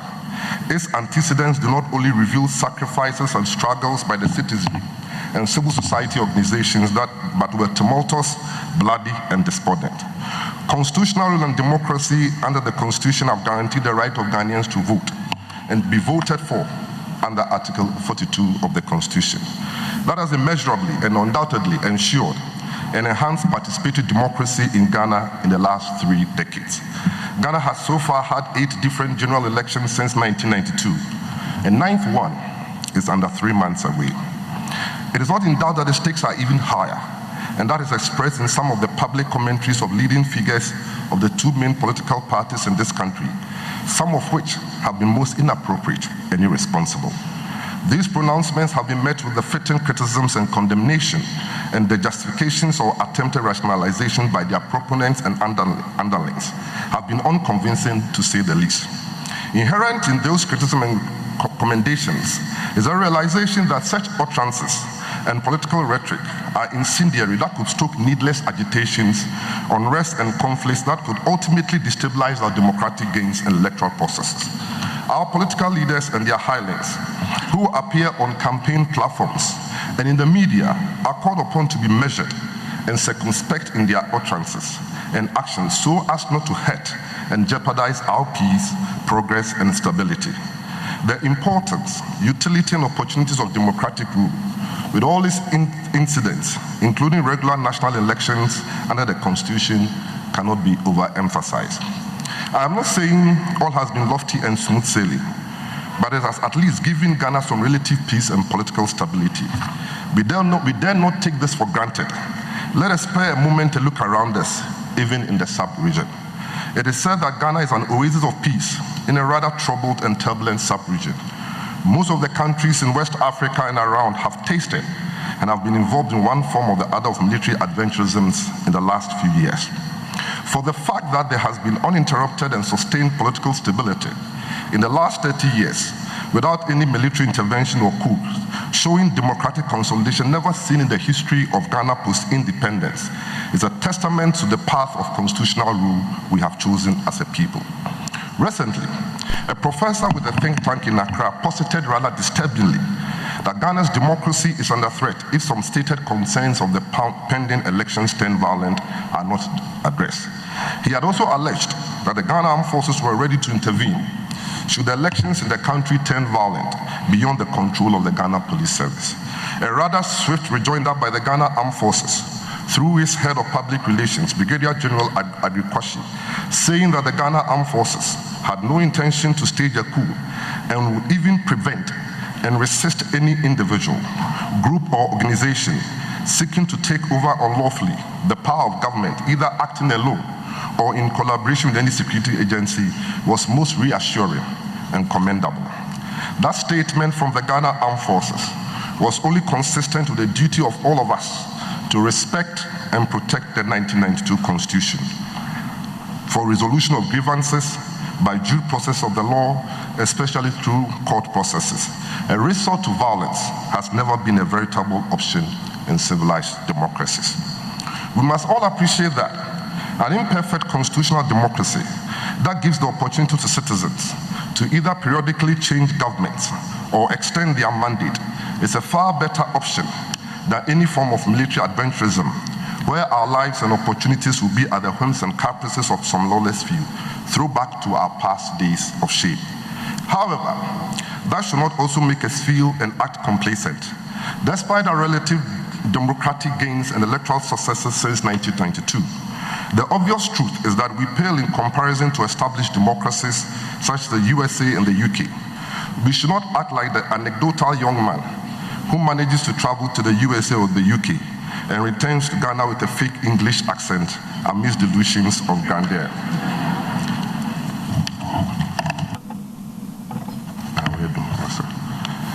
That is why the upcoming general elections are crucial, serving another litmus test of our democratic credentials. The eyes of the African continent and the rest of the world will be firmly gazed on Ghana. They'll be looking to see if we have the mettle and desire to handle our differences and continue the path of democratic consolidation as the surest way to guarantee sustainable democracy. Let us prove that democracy has found a home in Ghana and that we should not go back. A lot more will be expected of us during our elections to elect a new president and other executives to steer the affairs of the association in the next 3 years. Whatever has been said about the conditions that must exist to ensure a peaceful, free, and transparent elections equally apply to our upcoming elections as a microcosm of what is to come on December 7 in the general election. As usual, Ghanaians will be looking to the GBA for leadership as the general election approaches. Incidentally, in a few days' time, we'll be voting in our own elections to select executives who will steer the affairs of the GBA for the next 3 years. How do we show leadership in these times? It is the noise of silence, the noise of silence, the power of our example. We can only look to the nation and acquire the legitimacy to speak truth to politicians if our own example allows us to do so. Have we conducted ourselves, our campaigns, and our collective conduct leading to our elections? How have we conducted ourselves, our campaigns, and our collective conduct leading to our elections? Simply put, have we come to equity with clean hands? It is rather unfortunate that our conduct and campaign leaves much to be desired. We hear of partisan alignments, monetary inducements, They trolley post on WhatsApp platforms outlandish promises that cannot be possible within the provisions of the GBA Constitution. Unfortunately, some of these unsavory matters have found its way to the mass media. It should be of great concern to every well-meaning member of the GBA.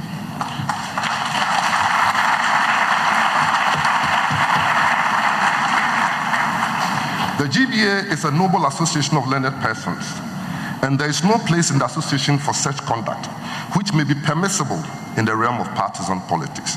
We lose our voice if we also behave like politicians. We must understand this basic principle. The GBA leads, the GBA does not follow. The registration of voters and conduct of general elections in Ghana is constitutionally mandated in the Electoral Commission under Article 46 of the Constitution. While these parties slug it out and execute their plans and practice as securing electoral victory, and which we believe shall be within the law, it also requires the EC not to be complacent, but to put their acts together to once again deliver on their mandate to delivering a truly credible, transparent, fair, and world-class elections. That would mean that before, during, and after the general elections, the actions and declaration by the Electoral Commission and its chairperson, head deputies, and other commissioners should inspire confidence in the electoral process, leading to an outcome that would have credibility and wide acceptance. To ensure a peaceful society as key to sustainable democracy, there is one useful tool that I believe can help us achieve with the rising political tension. It is called dialogue. Dialogue is ubiquitous all around us, at home, between siblings about who should do the chores, at the office about the manager and employee considered the best way to achieve corporate goals, and across the political plane and in governance as to what constitutes priority setters for allocation of scarce resources. It is crucial for democracy as it ensures diverse perspectives are considered in decision-making processes.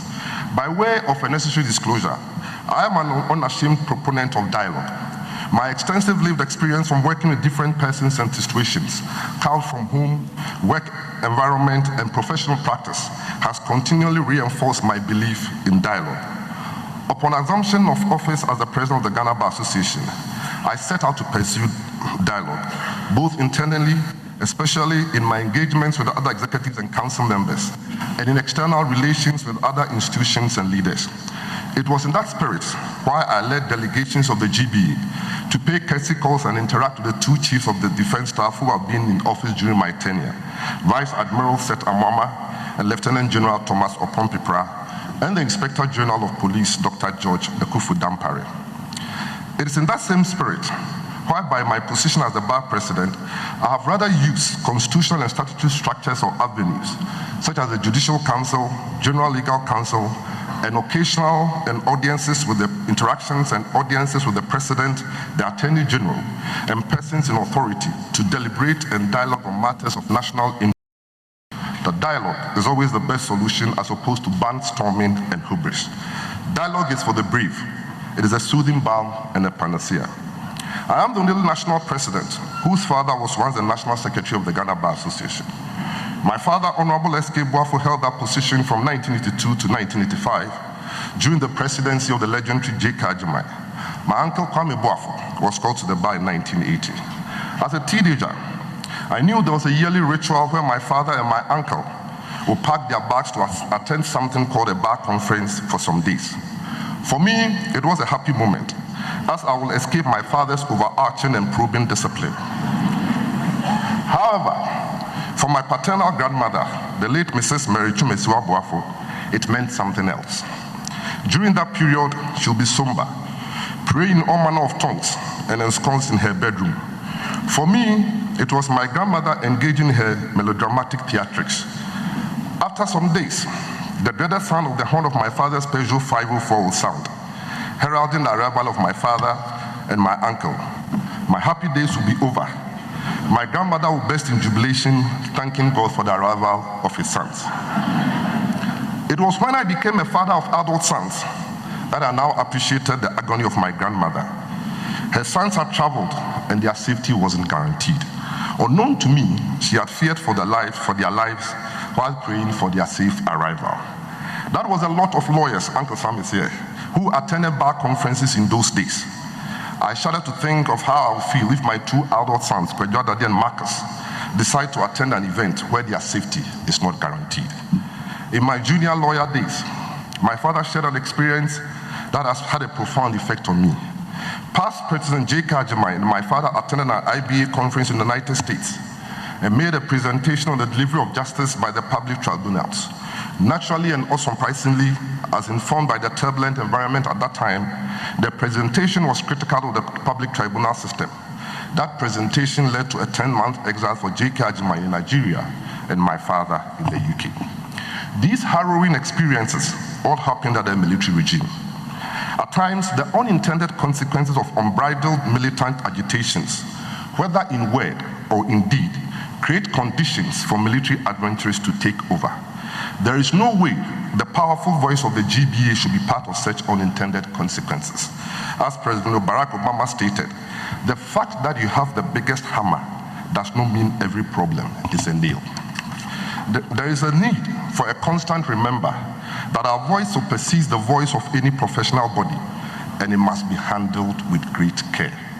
The bar must always be a voice of reason, amidst cacophony of vile noises and irresponsible comments made in the public space. The GBA must always strive to be an island of sanity within an ocean of madness. As a gentle reminder, I charged the Executive Secretary when I took office to look for the photographs of all past presidents of the GBA to be framed and hanged at the remodeled conference room at the National Secretariat. Some people thought I was engaging in some aesthetic vainglory. Certainly not. It is intended to be a permanent reminder to the leadership of the bar of our history, purpose, and prestige. From R.S. Blade to Anthony Forson lies a history unblemished and unparalleled, and any bar leader would then understand the essence of the office he holds. I do not do this because I have been compromised and influenced by outside influences or partisan loyalties. I do so because I believe it is the right thing to do. Does that mean that the GBA must keep mute and stand idly by when grave injustices are unfolding behind our eyes? We can't do that. The GBA must go beyond public statements. The GBA should mediate, commence public interest litigation in courts of competent jurisdiction, and issue professional opinions on matters of national interest. In my humble opinion, merely issuing public statements that may only be broadcast if a media house decides to do so, and not doing anything else, is not enough. Sometimes I do so not only because I believe that it's more constructive and effective, but I also find that it's marks of betrayal and bad faith with the attendant effect of creating suspicions and mistrust in future engagements when after deliberations I come to the media. It must be put on record that twice a year, the President of the Republic grants access to the GBA to deliberate on matters affecting the nation. These discussions held behind closed doors are frank yet cordial, and the GBA hopes the next President of the Republic, irrespective of his political party, continues with such engagements.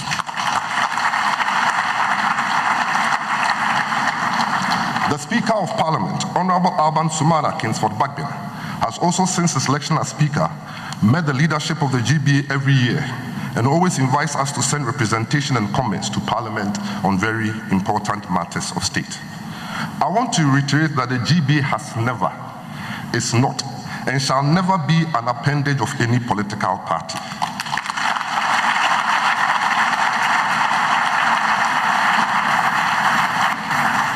It has never happened, it is not happening, and we must ensure that it never happens in the future. As lawyers, it is part of our training and practice to promote dialogue. The effective use of dialogue to resolve disputes is expressed through means such as mediation and negotiation. Many a lawyer can attest to the effectiveness and utility of dialogues between parties in resolving otherwise complicated and thorny issues between parties. Yet again, dialogue in its pristine form was evident in our country in the work of the Committee of Eminent Chiefs, headed by the Asantehene, appointed to mediate and resolve the protracted Dagbon crisis dispute of many years.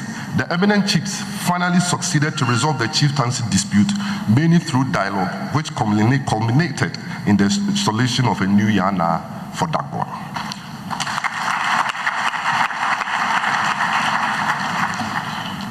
The above examples serve as a good reason and template for dialogue to be replicated and promoted in our country, especially in an election year such as this.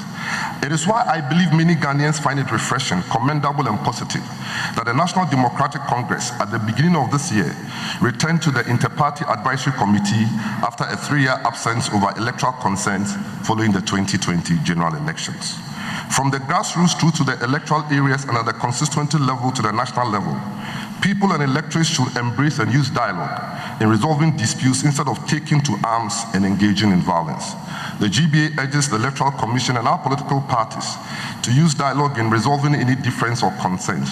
Through that, grievances will be better addressed, valuable feedback given, and electoral processes more streamlined, which will go a long way to ensure transparency, credibility, and acceptance of electoral processes and outcomes, and by extension, deepening a sustainable democracy and peaceful coexistence in our country. To our brothers and sisters in the media space, please beware of the season. Everything should not be about and be reduced to monetization, sensationalism, and getting traffic to your stations and platforms.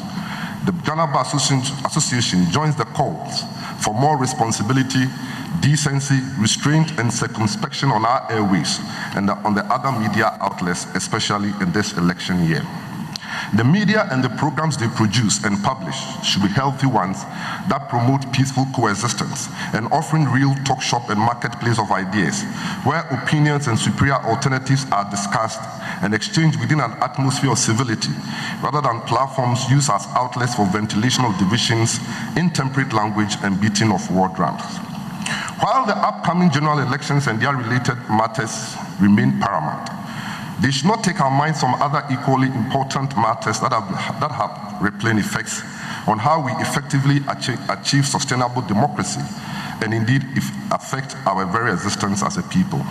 For example, corruption is still persistent. Corruption manifests itself through embezzlement, bribery, and misappropriation and plain stealing of public funds, and even in case of conflict of interest. There appears to be unanimity on the ubiquity of corrupt practices within the public sector and among the general population that has had deleterious effects on growth and development. It is considered that corruption, irrespective of its form, shape, and color, affects the economy and further impoverishes the poor and poses an existential threat to democratic governance. Since 1992, various and successive governments have implemented initiatives and policies and programs to deal with and curb corruption in Ghana. However, the current reality is that corruption is still a very big problem that hinders Ghana's development and its quest to consolidate constitutional rule. The revelations from the sittings of Public Accounts Committee of Parliament and the Auditor General's reports are not only staggering, but make a sad commentary on the state of corruption in Ghana. In the latest Global Corruption Perception Index report released by Transparency International on 30th January 2024, Ghana scored 43 out of a clean score of 100 and ranked 70th out of 180 countries and territories included in the Corruption Perception Index (CPI). According to the said report, that marks the 4th consecutive year of stagnation in Ghana's anti-corruption efforts as indicated by the CPI. While the GB accepts that the attribution of Ghana's stagnation on the CPI to the deteriorating justice system, which it says is reducing the accountability of public officials and therefore allowing corruption to thrive, is contestable and may not be wholly accurate. And while the GBA acknowledges the works and efforts of state institutions such as the judiciary, the Office of the Attorney General, the Office of the Special Prosecutor in charge to deal with corruption and corruption-related matters, nonetheless, it still paints a grim picture of the state of corruption and its fight in Ghana. In other words, we can do better and must be doing better in fighting this canker. The GBA calls for increased allocation of funds to resource the known constitutional and statutory bodies to fight corruption, and for Ghanaians to generally demonstrate more integrity with their dealings with one another. The GBA is aware that the Conduct of Public Officers Bill has taken some time to be passed by Parliament into law. There has been an inordinate delay. We believe that this bill, when passed into law, will be very key in ensuring high standards and integrity and accountability in public office, and by extension, reducing corruption-related acts, especially within the public sector. We urge the executive and the legislature to work together with more urgency in ensuring that this bill is passed into law before the expiration of the current government, in the lifetime of the current parliament, as assured by my very best friend, Mr. Alfred Tiayeboa, a Deputy Attorney General last year. His Excellency, the President of the Republic, at last year's annual General Conference of the GBA, gave a firm assurance that the law on the conduct of public officers was in the offing. 1 year down the line, we believe that it is fit and appropriate to ask for specific answers from His Excellency and his government regarding timelines and a roadmap to its actualization. There is also the issue of the unhealthy monetization of our elections and lack of transparency in the funding of political parties, especially during election years. Suffice it to say that the monetization of our politics and elections is now commonplace. The natural consequences of monetization of our politics and elections is demonstrably clear. From the appointment of sometimes unqualified and incompetent, but financially endowed persons to positions to brazen corruption through the award of inflated procurement contracts, sometimes through sole sourcing and diversion of state resources to the few at the expense of the citizenry. Monetization of elections also affects the integrity and fairness of electoral process and outcomes. That affects our quest for a truly sustainable and functioning democracy. Social justice is very dear to my heart. It has been a common theme that runs through an overwhelming majority of my public speeches as National President of the GBA. There is good reason for that. One of utmost importance and very dear to me is the funding for and allocation for the running of the public school system, SITOS, especially at the basic level and general quality of education offered within our public school system. It is certain that people who attend SITO are from poor and deprived backgrounds. The clear abandonment of the SITO schools reinforced the notion that our democratic experience under the Fourth Republic is becoming one of elite freeloading. To invest in infrastructure in grade A senior high schools, where the children of the elite make up the highest intake, to the detriment of investing in SITOs can never be justified. The chasm that exists between our public basic schools and that of our public senior high schools should be a blot on our collective conscience as a nation. While I concede that the free SHS is very good and revolutionary, however, equal attention must be given to basic education at the public schools to ensure that they are not left behind. It is sad that many adolescent and teenage girls from poor rural communities cannot attend school during the period of their menstruation. This accounts for absenteeism during the BEC. Young girls cannot suffer because of biology. School attendance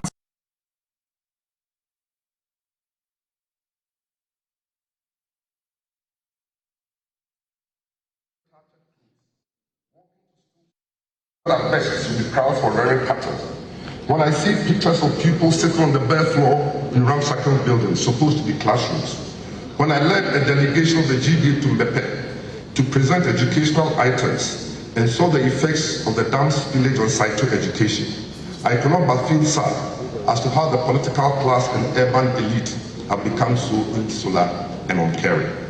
These experiences led me to ask all male lawyers on Father's Day to make donations of sanitary pads to poor communities in every region, which was well received. It's my wish that it becomes part of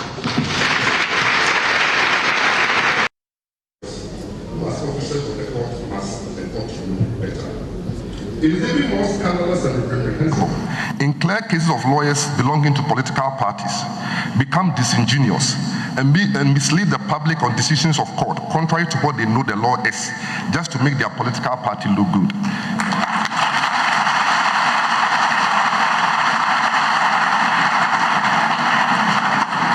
It is dangerous and confuses the unlearned public.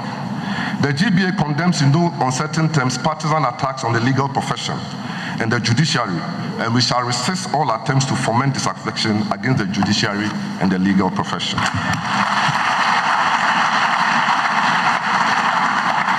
These are very challenging times for our profession. With my close to 30 years at the bar, I can say with certainty that things have changed. The dynamics have changed. We must be a bar that meets the needs of its ever-growing membership. Suffice to say that demography at the bar has changed considerably, and change is inevitable if we must survive. I also wish to encourage us to be diligent, discharge our duties with professionalism and with integrity. Whatever has been said about integrity, especially of public officers, equally applies to us, no matter where we offer professional service and competences, whether in private practice or in public sector. It is sometimes very difficult to hear some lawyers say or publish, very difficult to hear what some lawyers say or publish, when some lawyers say or publish bad and unpleasant things about the GBA and its executives, as well as the very profession from which they earn a living, just to defend the cause of their political parties. How many times have we not been told and cautioned not to cut our noses just to spite our fine faces? As a son of a renowned politician, I know what it takes to be a member of a political party, and I have never understood how membership of a political party will be of more importance to a lawyer than being a member of the most noble profession.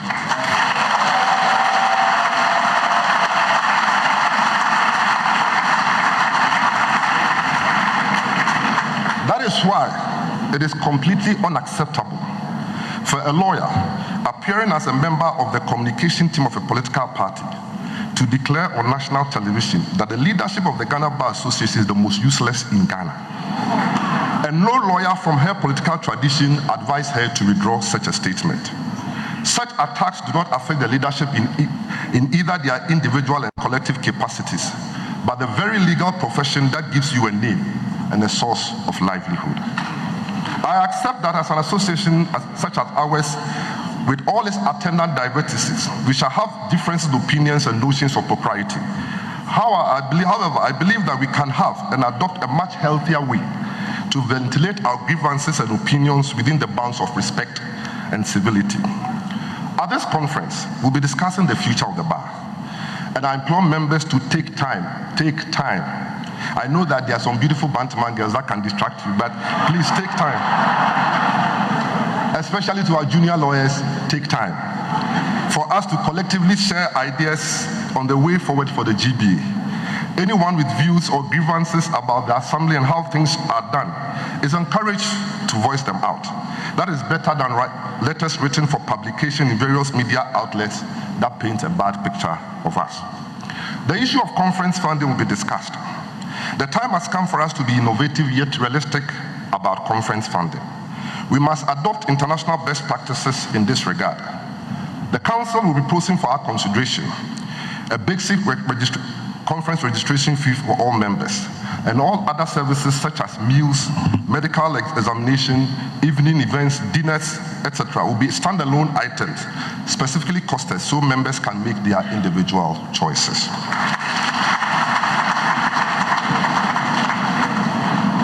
The GBA must place on record the untiring efforts of Professor Raymond Akungro Atuguba, Dean of the University of Ghana School of Law, and Justice Berima Yao Opon Kodie in helping develop excellent legal education. Professor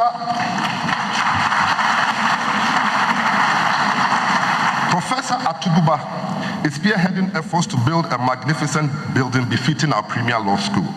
And I charge every lawyer in Ghana to contribute to ensure a timely completion of the project. We should make it our own. Whether you are an alumnus of UGSOL or not, the inescapable fact is that the history of our profession can never be written without the invaluable contribution of the University of Ghana to the development of law in this country.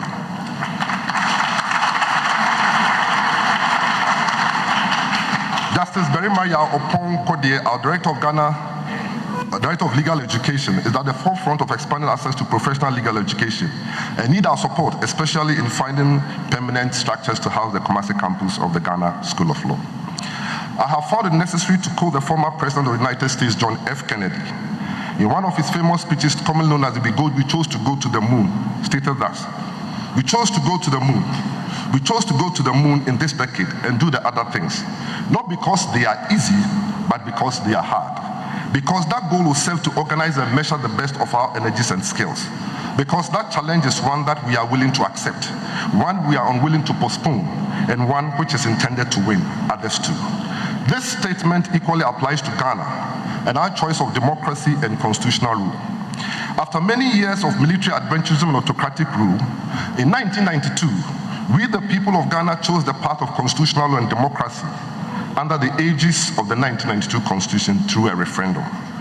When we chose democracy and constitutional rule, it was not because it was easy and convenient, but because it is hard, because it is challenging, but one that was necessary to provide the most decent and enduring way and environment to mobilize and galvanize our collective efforts, skills, hopes, and talents into one whole and continuum that will propel us to achieve our collective aspirations of unity, socio-economic development, prosperity, national security, and equal opportunities for all. 30 years down the line, we continue our march, unwavering in our quest for sustainable democracy, even if not perfect. Democratic and constitutional rule cannot be perfect by any means. However, let us take solace from the more recent dark periods of our political history and the reasonable strides we have made. Mr. Churchill may have said that democracy is the worst form of government. However, he was quick to acknowledge that it was still superior to all forms of government ever tried by man. In Ghana, we tried military adventurism and autocratic rule. We know which is better. As a popular account proverb goes, Yasuansu, Aswansa, Yehudi Mudru. I urge all of us to play our part, to do our best no matter which trade or profession we find ourselves, with a promise and commitment to help achieve a sustainable democracy in Ghana. We should rise above partisanship.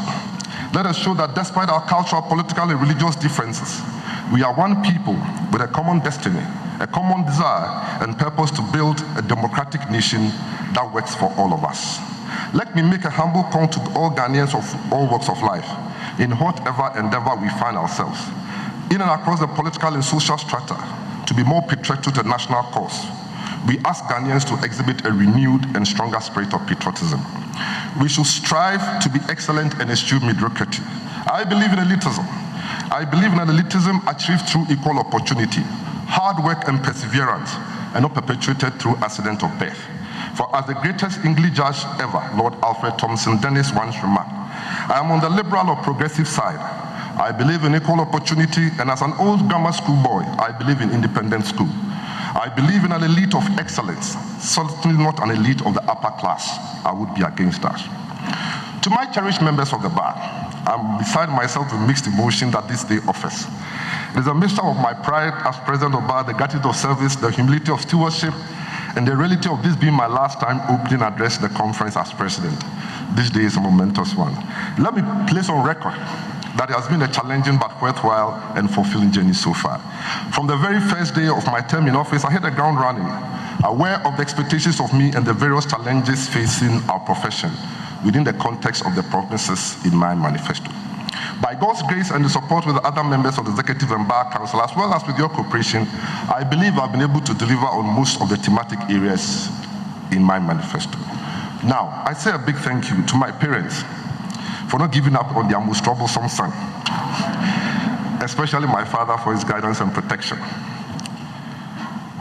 To my permanent petitioner under the Matrimonial Causes Act, otherwise known as Mrs. Irene Boafo, for taking care of our young children because of my prolonged absence from home. To the members of the National Executive Committee for their dedication and support, and for keeping our disagreements behind closed doors, those major disagreements. For members of the General Council of the Bar for their unwavering support, especially my big brother Amwaka Fuku, who loves me so much that in his presence I feel like a pampered Bulsa Royal. To our distinguished past presidents for their invaluable advice delivered to me in private. To Chief Justice Eniyebua for teaching me the value of humility whilst holding an office of prestige and honor. To A4 J.V.L. Lawson and the wonderful staff at National Secretariat, the late Rita Davis, Eric Ambodena, and Jerry, who has a ready solution to every problem. Roxanne and my personal Yaro, the annoying but yet loyal Stephen Nyaba. If there is anything I'll miss as GBA president, it's walking to the reception of National Secretariat and being greeted by the staff, especially Roxanne, with his daily salutation, boss, divine selection of fire. To Anthony Forson Jr., the IPP, for our special professional relationship that has birthed many good things for the GBA. To the ever-dependable Susanna Nyampo. To my insiders, Peter Dazi, Kosa Sakwe, Chris Oseyebo, and Samuel Kufinati. To the ones who engage in treasury, I say a very big thank you, for your treasury made me strong. Just before the whole conference, I had come to my wits' end because of what I considered too much treachery, and I took an impulsive decision to resign without discussing with anyone. I drove the National Secretariat to draft my resignation letter. As usual, the reliably unreliable Stephen forgot to close the door to my office. And as I sat in my office with tears flowing down my eyes, a gentleman walked into my office. He asked me why I was crying. I told him I was leaving. He replied, "Do not think your enemies will leave you if you resign."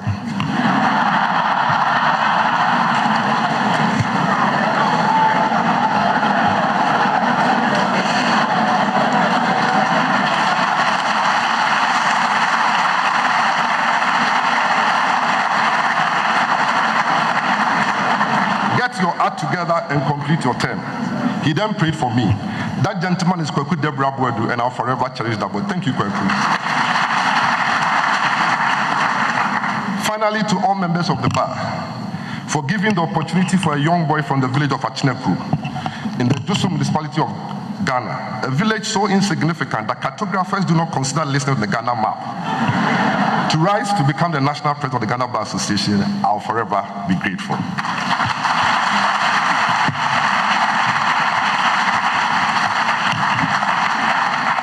On 8th July 1975, William Adodankwa Akufo-Addo was enrolled on the roll of lawyers of the Republic of Ghana with bar number 1195. Subsequently, he was elected president of the Greater Accra Bar and became a member of the General Council of the Ghana Bar Association.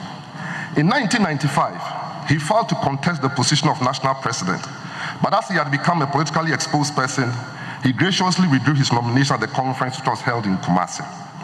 On 7th January 2017, he was sworn into office as the 5th President of the Fourth Republic and became the first member of the General Council of the Bar to be elected and sworn into the high office of President of the Republic of Ghana.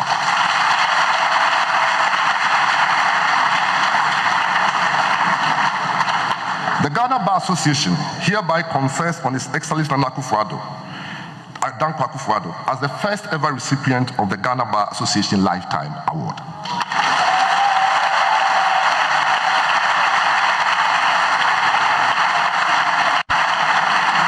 Mr. President, since I am the only one you call me President, can you please?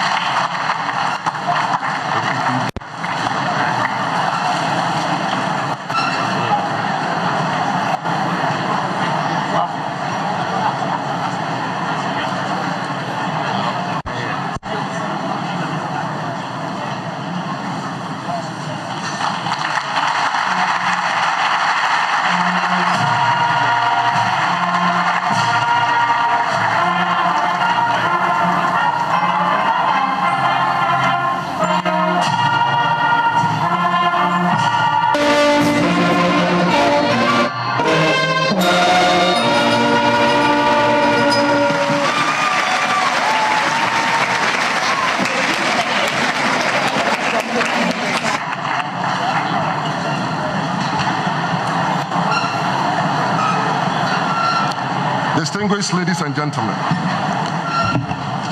I wish to bring the curtains down on my address by thanking you all for your attendance and attention this morning and as your participation at this year's conference.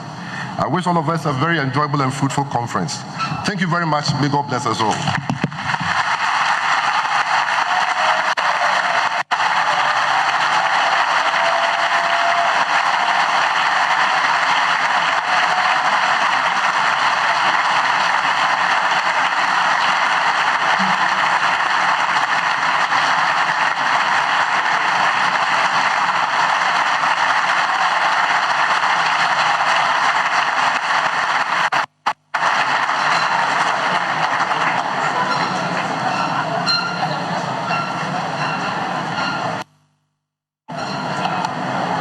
Thank you, the President of the Ghana Bar Association, Mr. Yao Echampon Boafu. As announced by the President in his speech, His Royal Majesty Otumfuo Osei II would host us to a dinner at the Menchia Palace. His Royal Majesty would deliver his address at the Menchia Palace to the lawyers. So at this time, may I invite Ejaku Nimu and the Adadamu Agofroma to give us some cultural display before we proceed.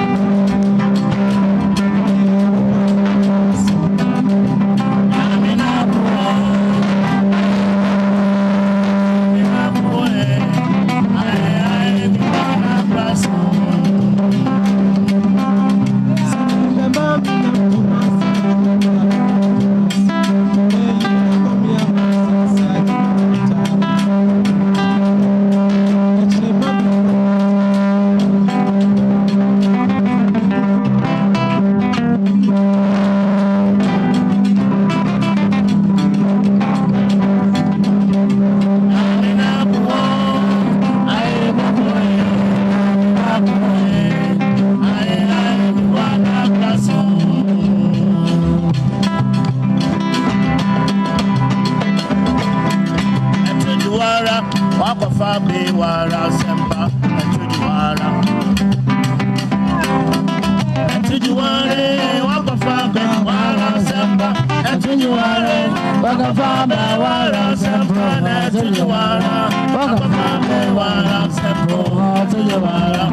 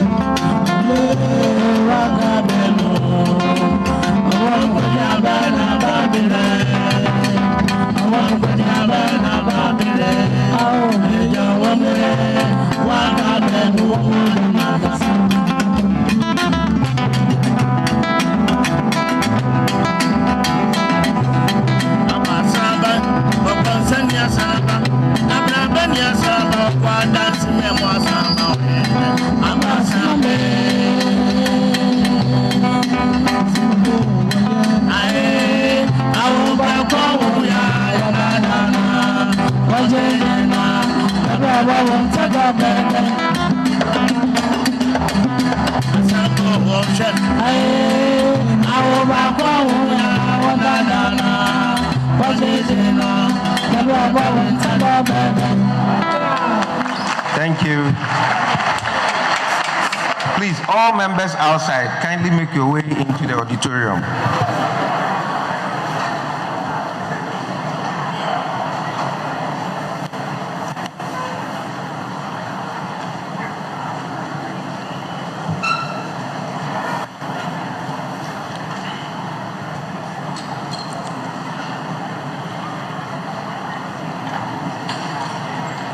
The next speaker is a member of the Ghana Bar Association, former council member. His commitment to the Ghana Bar Association is unquestionable. And for the past 8 years, since he became the president of Ghana, he has attended every single bar conference.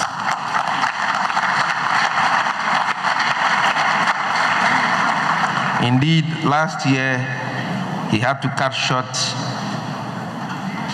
his international assignment just because of conference, because he couldn't miss the conference.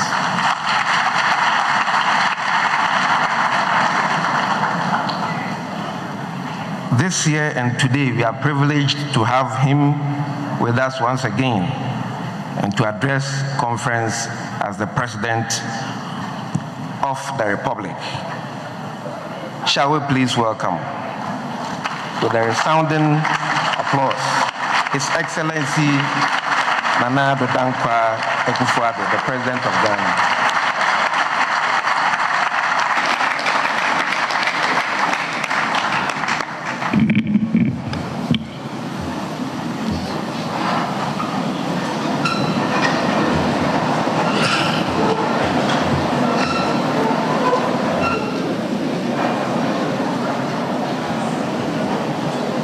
eminent clergy, Chief Justice and spouse, Otumfuo Asantehene, members of the Council of State, Ashanti Regional Minister, the First Deputy Speaker of Parliament and Member of Parliament for the Kwai, Vice Chancellor of the University, Attorney General, Deputy Attorneys General, Justices of the Supreme Court, active and retired, and other Justices of the Superior Court of Judicature, judges, members of the Judicial Council, Judicial Secretary, members of the General Legal Council, President and members of the Bar Council of the Ghana Bar Association, members of the Ghana Bar Association, heads of national and regional security services, the Kumasi Metropolitan Chief Executive of the Kumasi Metropolitan Assembly and other MMDCs, Nananum, members of the Diplomatic Corps, fellow Ghanaians, ladies and gentlemen. This is an emotional occasion for me, addressing for the 8th and final time this august gathering in my capacity as President of the Republic. And I thank you so much for the award you have generously conferred on me.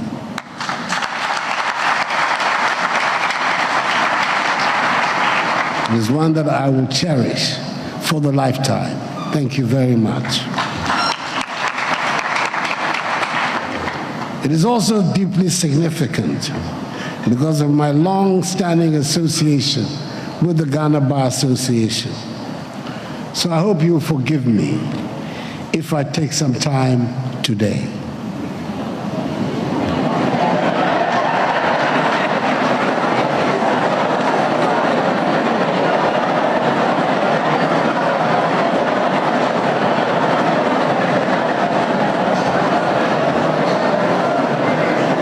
My journey to the highest office of the land began within the confines of the legal profession. I'm a proud product of this noble profession, and it is here amongst you that I've always felt most at home.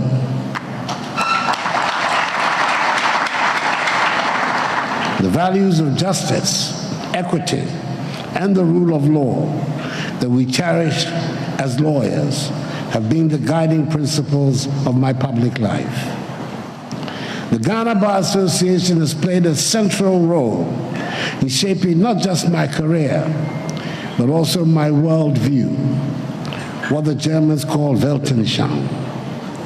As a young lawyer, freshly called to the bar, I was imbued with the belief that the law is a powerful tool for social change. This belief has underpinned my career as a lawyer, as an advocate for human rights, and eventually as a politician.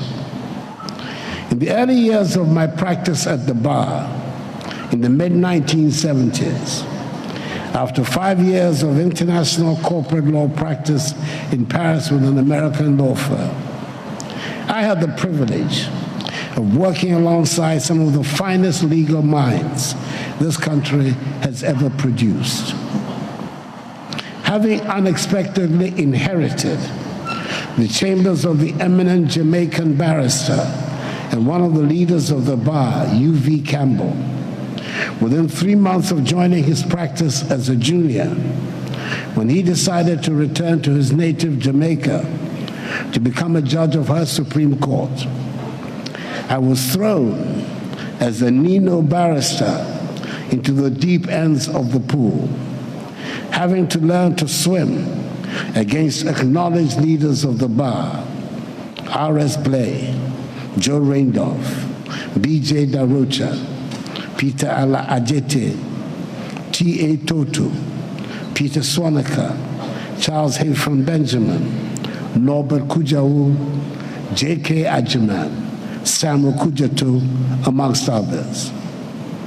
U.V. Campbell was counsel either for the plaintiff or for the defendant in a series of important cases involving on the opposite side one or other of these great advocates.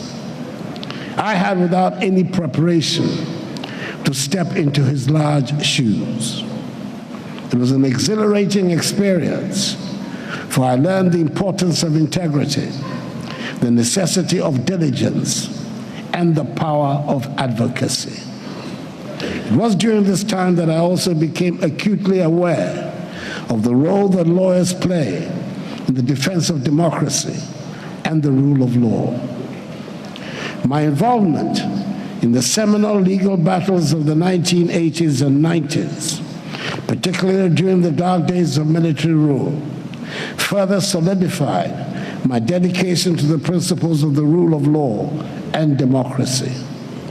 The Ghana Bar Association, during those turbulent times, stood as a bastion of resistance to authoritarian rule. We were the voice of the voiceless, the defenders of the oppressed, and the guardians of the rule of law. Those were challenging times, but they were also times that tested and reaffirmed our resolve to the ideals of democracy. As a lawyer, I had the honor of representing clients from all walks of life, those who had been wronged by the state, those who saw justice in a system that often seemed stacked against them, and those who simply needed someone to stand up for their rights. It was in the courtrooms that I honed my skills as an advocate, but more importantly, it was there that I deepened my understanding of the critical role that the law plays in safeguarding our freedoms. When I transitioned into politics, it was the same zeal for justice and democracy that I carried from the courtroom. My legal background has always informed my approach to governance. I have sought to bring the discipline, rigor, and fairness of the legal profession into public service. As president, I've worked to ensure that the principles of justice, transparency, and accountability are not just mere words, but are in fact embedded in the fabric of our governance structures. As I prepare to hand over the reins of national leadership, it is appropriate time to reflect on the journey we have traveled together over the past 7.5 years. My presidency, in many ways, has been an extension of my legal career, a continuation of my devotion to the rule of law and the protection of the rights of all Ghanaians. One of my first acts as president was to ensure the independence of the judiciary. A strong, independent judiciary is the cornerstone of any democracy. It is the institution that Ghanaians turn to in times of dispute, and it should be above reproach. During my tenure, we have worked tirelessly to strengthen the judiciary, ensuring that it has the resources, the independence, and the integrity to fulfill its mandate. We've introduced electronic filing systems, reducing reliance on paper-based documentation, and streamlining the judicial process. This initiative has not only expedited the handling of cases, but has also enhanced transparency and accountability within the legal system. Lawyers and litigants can now file their documentation online, access case information, and receive updates on their cases in real time. This is a major leap forward in making justice more acceptable, accessible, and efficient for all Ghanaians. The establishment of a permanent modern court of appeal complex in Kumasi should help improve justice delivery for the northern sector of the country. With the collaboration of the Ministry of Local Government Decentralization and Rural Development and the District Assembly Common Fund, 20 townhouses and a guest house have been built to be used as permanent residences for Justices of the Court of Appeal based in Kumasi, who are mandated to handle cases in the northern part of the country.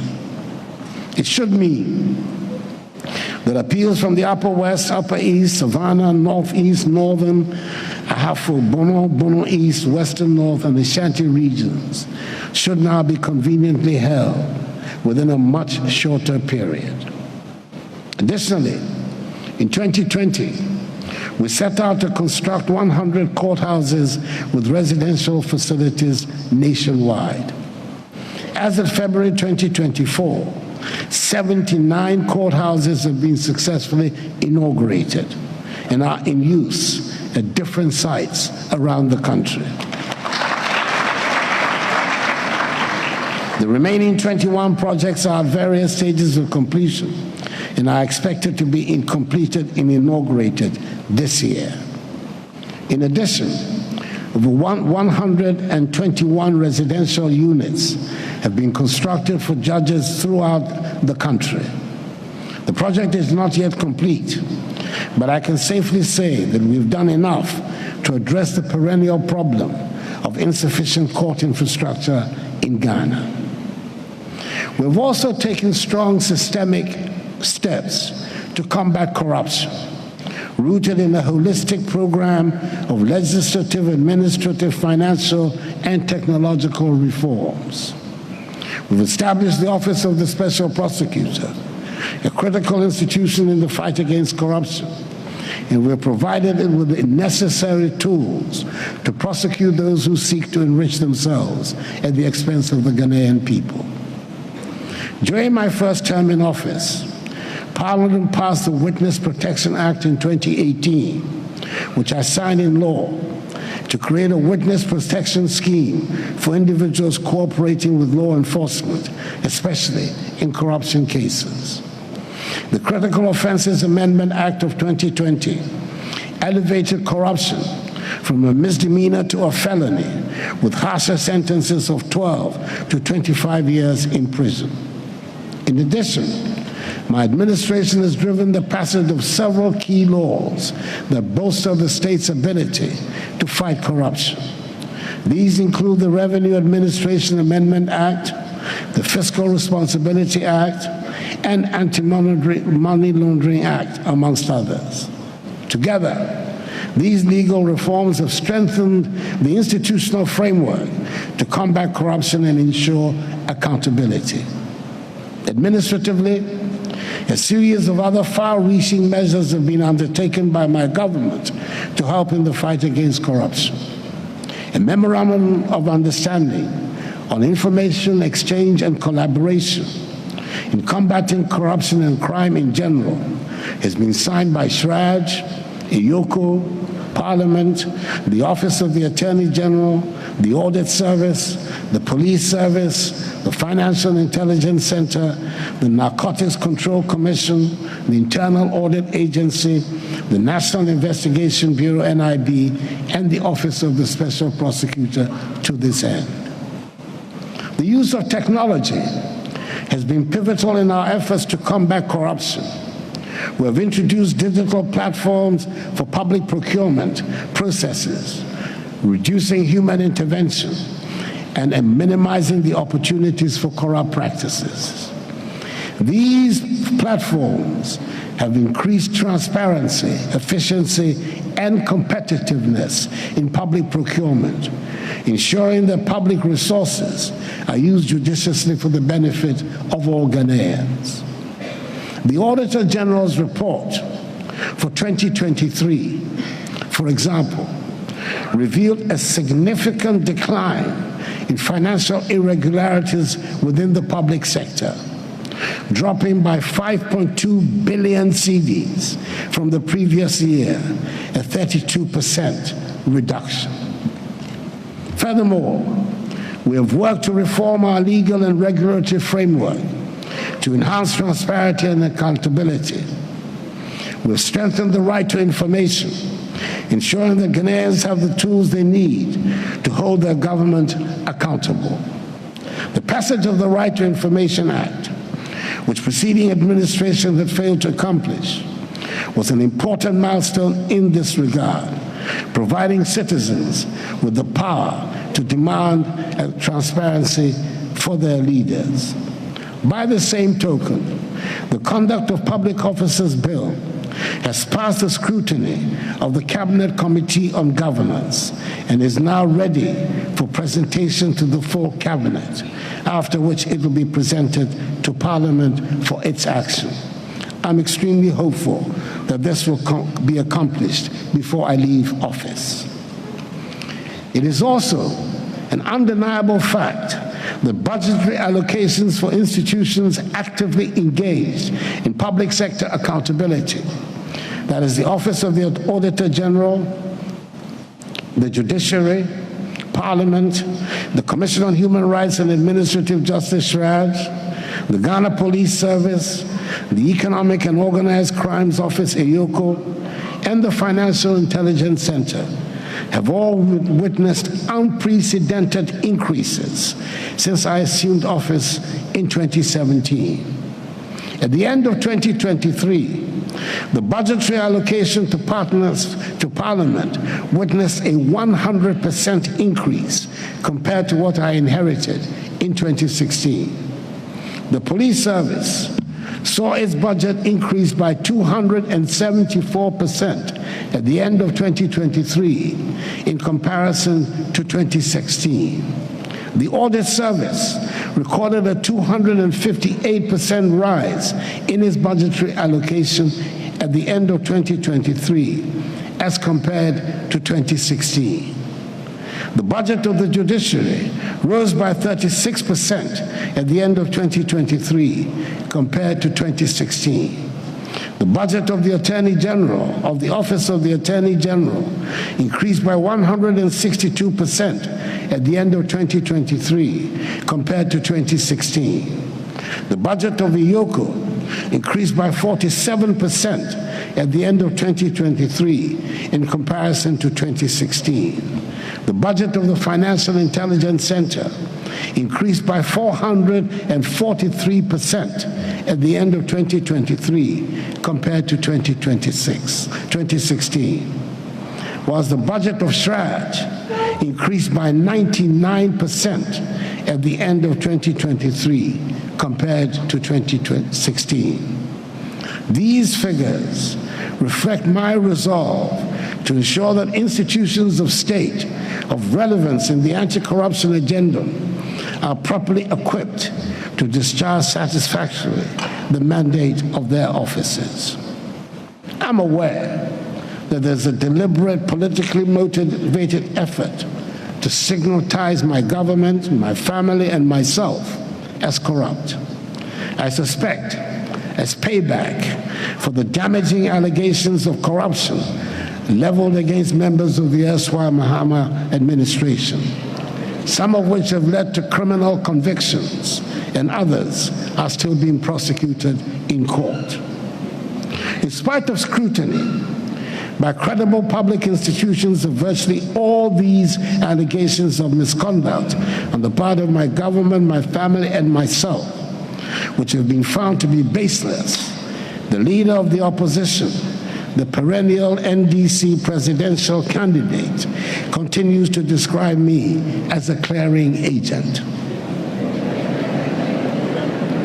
It is important that I reiterate that I will not abandon under any circumstance recourse to due process in the fight against corruption. Be that as it may, in any event, I will leave it to the Ghanaian public and people. I will leave to the judgment of the Ghanaian public and people to decide whether it is preferable to be a clearing agent or government official one. Our commitment to the rule of law has also been evident in our approach to law enforcement. We have worked to ensure that our security agencies operate within the confines of the law, respecting the rights of all citizens. Human rights abuses which were all too common in our past, have no place in a democratic Ghana. We have established mechanisms to ensure that those who abuse their power are held accountable. In the international arena, we have also sought to uphold the rule of law and champion democratic values. Ghana's voice has been strong in defending international law and human rights and advocating for democracy on the global stage. We have worked closely with our neighbors and the international community to advance peace and security, recognizing that a stable and democratic West Africa is essential for our own national security. As we gather here today to discuss the theme, peaceful, fair, and transparent elections, the key to sustainable democracy, it is essential to reflect on our nation's historical journey, particularly our past experience with military rule. Ghana's post-independence history has been marked by several military interventions in the governance of the state. The first of these occurred in 1966, when the one-party government of our first president, Kwame Nkrumah, was overthrown in a coup d'etat. This event set the stage for a series of military takeovers that would dominate Ghana's political landscape for the next 3 decades. Each of these regimes came to power with premises of restoring order, combating corruption, and revitalizing the economy. However, as history has shown, military rule often led to the opposite outcomes. The suspension of constitutional governance, the erosion of civil liberties, and the concentration of power in the hands of a few were the hallmarks of these regimes. Under military rule, due process was set aside in favor of decrees and edicts. The judiciary was emasculated, and the legal profession was marginalized. The Ghana Bar Association during these times found itself at odds with the military authorities as it sought to defend the rights of citizens and uphold the principles of the rule of law. Some of our colleagues paid a high price for their loyalty to these principles. Some were detained, others were exiled, and a few even lost their lives in the struggle for democracy and the defense of the rule of law. And may their souls continue to rest in perfect peace. The economic impact of military rule was equally devastating. The lack of accountability and the culture of impunity that characterized these regimes led to widespread corruption and mismanagement. Our economy, once the envy of the continent, was brought to its knees. Infrastructure deteriorated. Basic services became scarce, and the standard of living for the average Ghanaian plummeted. But perhaps the most profound consequence of military rule was the loss of trust in our institutions. The courts, the media, civil society, and the political class were all viewed with suspicion. The erosion of trust had long-standing effects, making the task of nation building even more challenging when democracy was finally restored. I have dwelt on these matters because I'm aware that a new generation of Ghanaians has emerged who are now politically active and who have little or no direct knowledge of these events and who may be thus susceptible to the siren calls of those who would want to return us to those unfortunate, unproductive days. There will always be anti-democrats, those few who do not trust the capacity of ordinary people to make good decisions. There will always be those few who seek a shortcut to the exercise of executive power, people who are unwilling to do the hard work of popular mobilization and messaging required of democratic politics, but who nonetheless want to exercise executive power.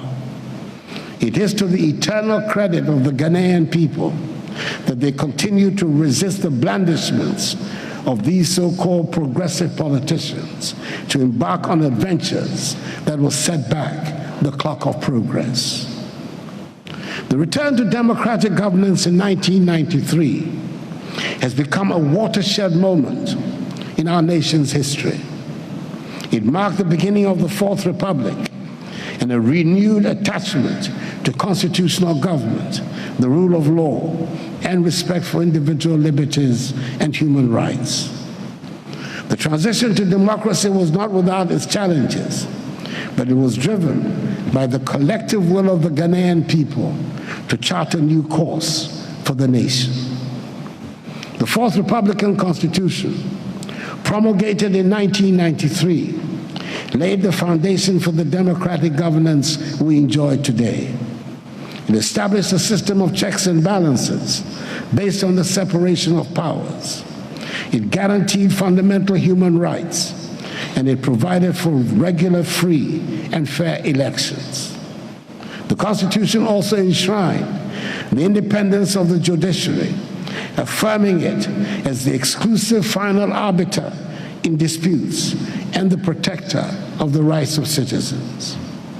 Several of the safeguards in the Constitution, i.e., entrenching the multi-party structure of the state by outlawing in Article 3 the power of Parliament to establish a one-party state, or consolidating judicial independence by excluding in Article 125, Clause 3, the grant of final judicial power to either the President or Parliament, were direct responses to unhappy episodes of our past, especially in the First Republic. We know the damage to the stability of the state and to the liberties of citizens that the passage of the infamous Preventive Detention Act wrought in the immediate post-independence era. Just as we witnessed in the same era, in violation of the principle of the separation of powers, the ugly spectacle of a tightly controlled parliament acting at the instigation of the executive in emergency session to nullify or reverse judgments of courts of competent jurisdiction for purely partisan political considerations. Since the return to democratic governance, Ghana has made impressive strides. We have conducted 8 successful general elections, each of which has served as a reaffirmation of our adherence to democracy. These elections, while not without their challenges, have been generally credible. The peaceful transfer of power from one administration to another, from one political party to another, has become a hallmark of Ghana's democracy. The Fourth Republic has afforded the most enduring period of stable constitutional rule in our hitherto turbulent history. The benefits of democratic governance to the Ghanaian people have been numerous. It has provided a framework for political stability, which in turn has created an environment conducive to economic growth and development.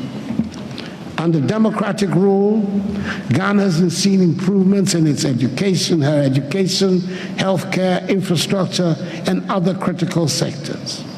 Real incomes have systematically increased. The expansion of the middle class, the growth of civil society, and the strengthening of our institutions are all testaments to the progress we have made. Democracy has also allowed for greater political participation and representation.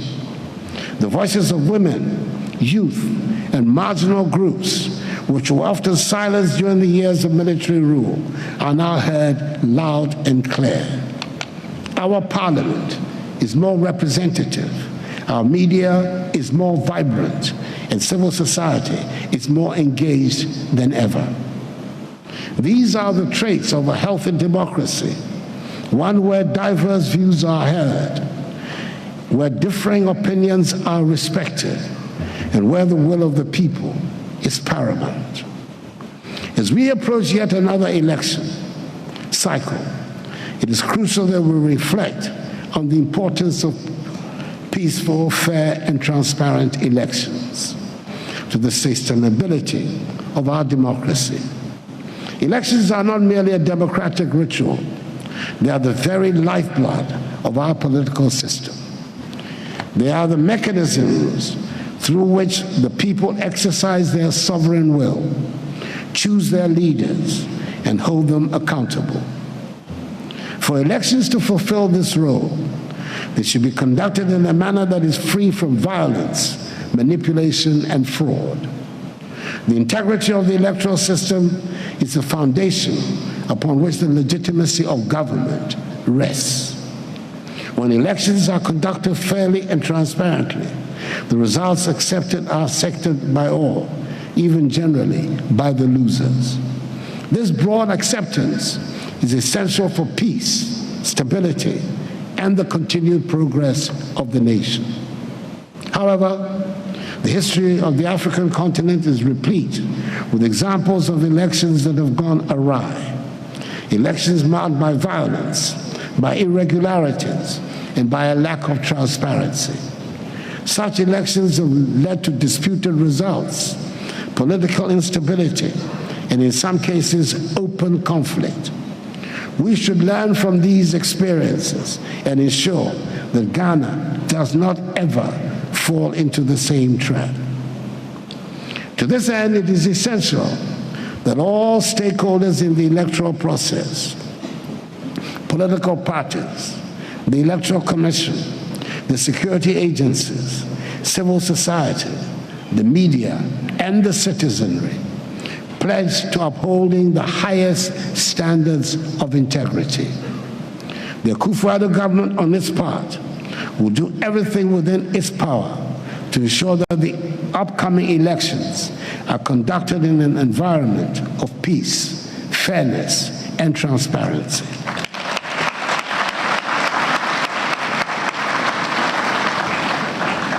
The Electoral Commission, as the body charged with overseeing the electoral process, has a critical role to play. It should act with impartiality, independence, and integrity, ensuring that the process is fair to all parties and that the results reflect the true will of the people. The Commission should also ensure that all logistical arrangements are in place to facilitate a smooth voting process, and that any disputes that arise are handled expeditiously and transparently. It is imperative that the Electoral Commission remains the sole authority responsible for declaring election results to preserve the integrity and credibility of the electoral process. Political parties must refrain from declaring results before the Electoral Commission does so, as this could lead to confusion, misinformation, and even potential conflict. The EC's role as an impartial and independent body ensures that its results reflect the will of the people, free from partisan influence. This assignment of responsibilities is essential to maintain public trust in the electoral system and to prevent any undermining of democracy through the spread of unverified or false election outcomes. Despite assurances from successive electoral commissioners, such as Kojo Afarijan, my 3-year roommate is an undergraduate at the University of Ghana's Premier Hall, Legon Hall, Charlotte Osei, and the current one, Jean Mensah, that rigging elections in Ghana is not possible. A few claim that the only way the MPP can win the December 24 elections is through rigging.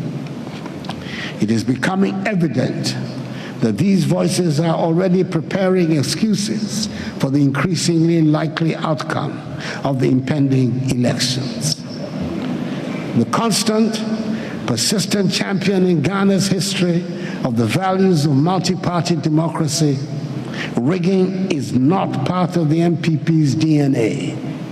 The MPP's path to victory is through a robust defense of its exceptional proven track record in office and the compelling vision of continuing modernization of Ghana's future being espoused by the party's excellent presidential candidate, the Vice President Dr. Mahamudu Bawumia, and his dynamic running mate, the Honorable Dr. Matthew Poku Prempeh, Member of Parliament for Menchia South, known to all and sundry here in Kumasi as NAPO.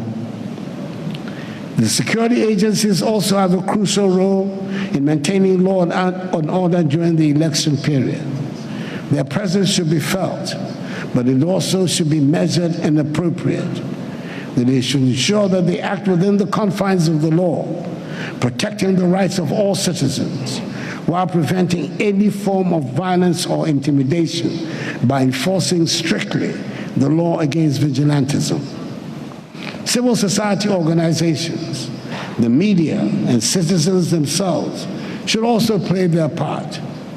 Civil society should continue to work in educating the public, monitoring the electoral process, and advocating for transparency and accountability. The media should report on the elections fairly and accurately, providing the public with the information they need to make informed decisions. And the citizens of Ghana, the ultimate decision makers of our democracy, should exercise their right to vote responsibly and peacefully. The judiciary, as the final arbiter of electoral disputes, has an indispensable role in safeguarding the integrity of elections. The independence, impartiality, and credibility of the judiciary are fundamental to ensuring that electoral disputes are resolved justly and without bias. In recent years, the judiciary has been tested in that regard, and I'm proud to say that it has risen to the occasion. The courts have handled election petitions with the seriousness and thoroughness that such cases demand. The decisions of our courts, whether they have upheld or overturned election results, have been based on the evidence presented and the law, not on political pressure or influence. And that is as it should be. As we move towards another election, I urge the judiciary to continue to uphold these high standards. The court should remain a place where all citizens, regardless of their political affiliation, can seek redress with confidence that their cases will be heard fairly and impartially. The judiciary should also ensure that its processes are transparent, that its rulings are well reasoned, and that justice is not only done, but is also seen to be done. The integrity of our democracy depends in large part on the integrity of our judiciary. A strong, independent judiciary is the ultimate safeguard against the subversion of the will of the people. It is the institution that ensures that our elections are not just a facade, but a true reflection of the democratic process. Learned friends, ladies and gentlemen, democracy is more than just a system of government. It is a way of life. It requires active and informed participation by citizens, respect for the rule of law, and love for the common good. To sustain our democracy, we should continue to invest in civic education and promote a culture of political tolerance. Civic education is essential for empowering citizens to participate meaningfully in the democratic process. It equips them with the knowledge of their rights and responsibilities, the workings of government, and the importance of their vote. Civic education fosters a sense of ownership and responsibility among citizens, encourage them to engage actively in the governance of their country. Political tolerance is another essential pillar of a sustainable democracy. In a diverse society like ours, it is natural that there will be differing opinions and competing political interests. This diversity is a strength, not a weakness. It is through the contestation of ideas that we arrive at the best solutions for our country. However, Political tolerance requires that we respect the rights of others to hold and express views that may differ from our own. It requires that we engage in constructive dialogue rather than resorting to violence or intimidation. It requires that we see our political opponents not as enemies, but as fellow citizens who share the same goal of building a brighter Ghana, even if we differ on how to achieve it. Political tolerance, however, cannot extend to the unfortunate specter of public threats and utterances of violence, which should more properly be the target of the law enforcement agencies as unacceptable conduct and behavior. As leaders, we should set the example. We should engage in respectful discourse, avoid inflammatory rhetoric, and work to create an environment where all citizens feel free to express their views without fear of retribution. Only by advancing a culture of political tolerance can we ensure that our democracy remains vibrant and inclusive. In this political season, it is vital that we guard against the politics of lies, disinformation, and misinformation, as these undermine the democratic process and erode public trust. The spread of propaganda and falsehoods can mislead voters, distort the truth, and create unnecessary tension within the body politic. Political actors, the media, and citizens alike have a shared responsibility to ensure that information disseminated is accurate, verified, and truthful. By committing to transparency and integrity in all communications, we can safeguard the electoral process from the damaging effects of misinformation and disinformation, and ensure that decisions are made based on facts rather than fabrications. Failing to do so risks polarizing the electorate and destabilizing the very foundations of our democracy. Before I conclude, I must point out that as members of the bar, we carry the heavy responsibility of ensuring that the public is accurately informed about legal matters. This responsibility is not just about explaining the law, but it is also about shaping public perception and understanding of the justice system. In a society where misinformation can easily spread, it is critical that the bar acts as a reliable source of information regarding guiding the public in comprehending complex legal issues.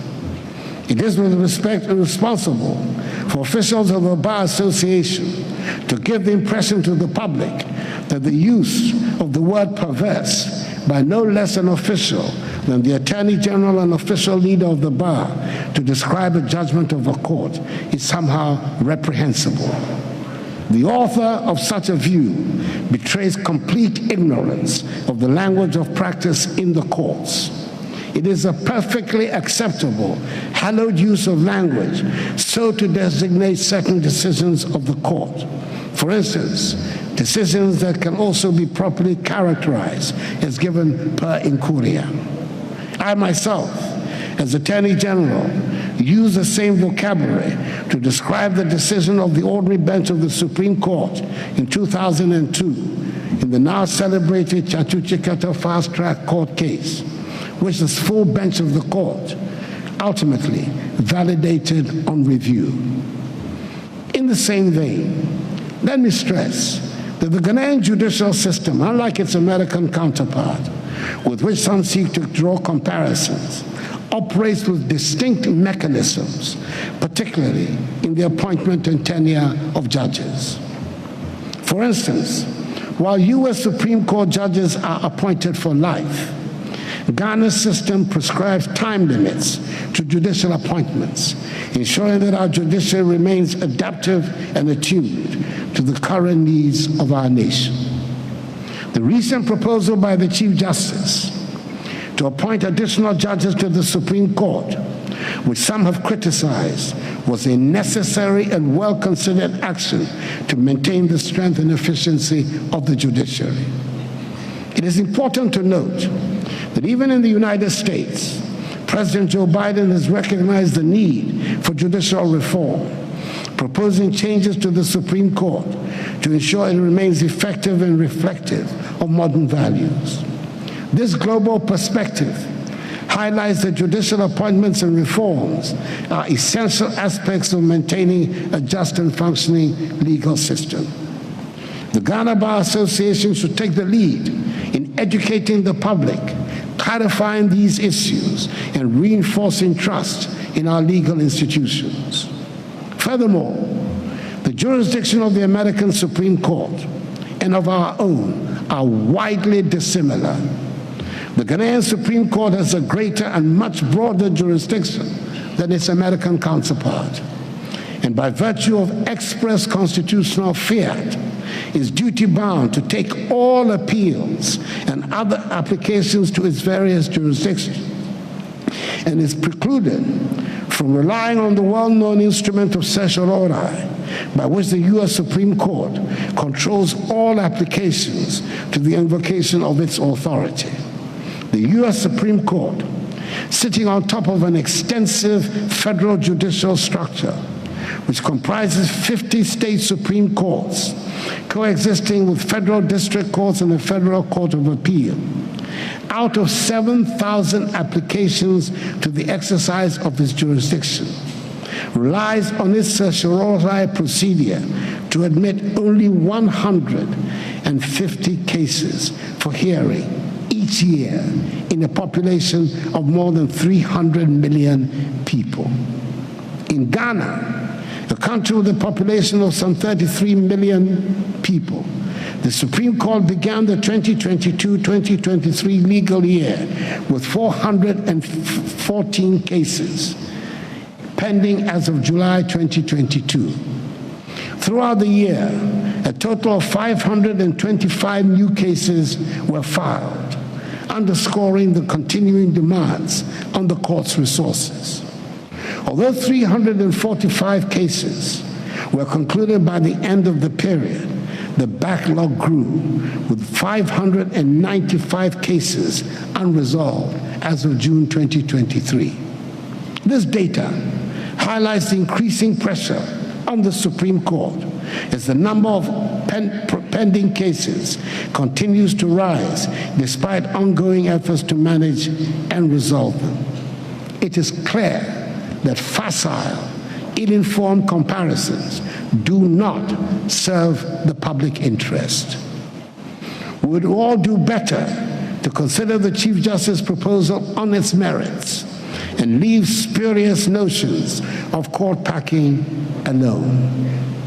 By the sheer coincidence of history, I have been given the privilege and opportunity to appoint 3 Chief Justices, together with 18 other judges of the Supreme Court, a number which stands currently at 13 judges of the present court. Indeed, only Justices Bafo Boni and Gabriel Scotty Poimane were appointed by predecessor presidents. If court packing was my goal, it surely would have been completed and realized by now. That is not and has never been my goal. My goal has been to fill the court with the best material available within the profession. And in all modesty, I believe I have succeeded in doing so. It was the same when I was Attorney General. Justices Datiba, Modibo Okran, and A.P. Kluje were all appointments proposed by me to my boss, the outstanding Ghanaian statesman, His Excellency John Ajikun Kufuor, the second president of the Fourth Republic. All these judges left strong imprints of judicial creativity. Members of the bar, as I prepare to leave office, I do so with a deep sense of optimism about the future of Ghana's democracy. We have traveled a long and sometimes difficult road, but we have made considerable progress. Our democracy is stronger. Our institutions are more resilient. and our people are more determined than ever to build a nation that is free, just, progressive, prosperous, and united. The upcoming elections will be another test of our attachment to the values of democracy. It is my fervent hope and prayer that we will pass this test with flying colors. Let us approach these elections with the seriousness and sense of responsibility that they deserve. Let us conduct ourselves in a manner that brings honor to our nation and reinforces our allegiance to democracy. In the years to come, the challenges we face will undoubtedly evolve, but so too will the opportunities. Ghana remains a beacon of democracy and stability and development on the African continent. And if we are to continue to maintain this status, we should remain steadfast in our obligations to the rule of law, to the protection of human rights, and to the principles of democratic accountability. In conclusion, I'd like to express my profound gratitude to the Ghana Bar Association for its strong continuing support of the rule of law and the tenets of democracy. Its role in helping to shape the future of our nation is indispensable. As I prepare to hand over the baton of national leadership, I do so with confidence that the future of Ghana is bright and that our democracy will continue to thrive. And in so saying, let me express before I sit down my difference with the president of the bar on one critical issue.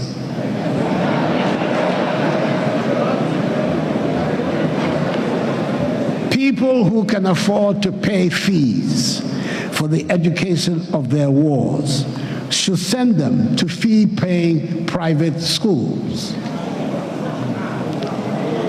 Public schools, that is schools funded by the taxpayer, should be free to all who would otherwise be unable to pay for their education. That is why the numbers of pupils who have access to secondary education has doubled since the introduction of the free senior high school policy.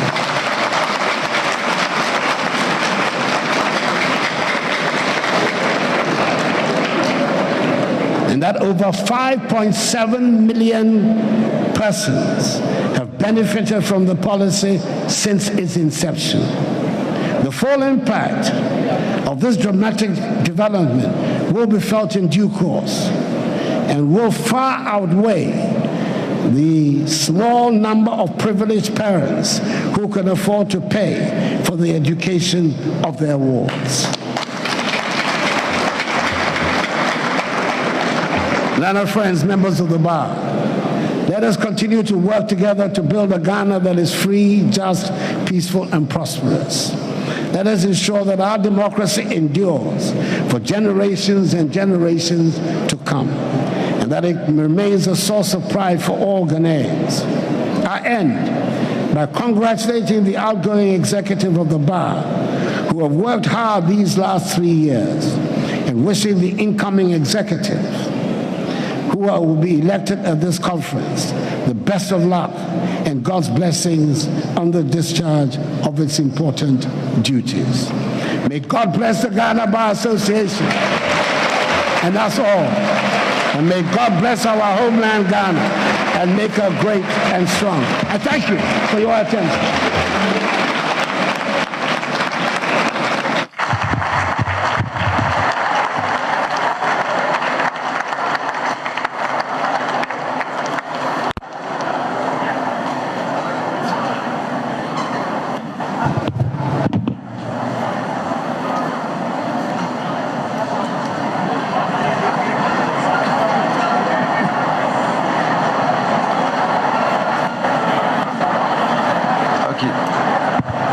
Thank you, His Excellency. Thank you. Colleagues, it's time to acknowledge some important personalities in our midst, but because of time, I will limit the acknowledgement to members of the high table. Shall we please acknowledge the presence of the President of the Republic, His Excellency Nana Addo Dankwa.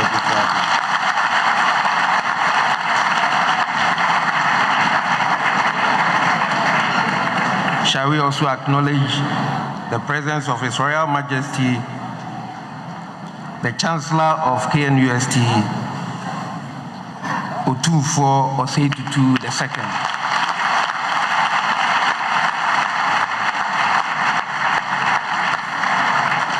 Shall we also acknowledge the presence of Her Ladyship, the Chief Justice of the Republic, Justice Gertrude Isaki-Tokoni. Almost all the speakers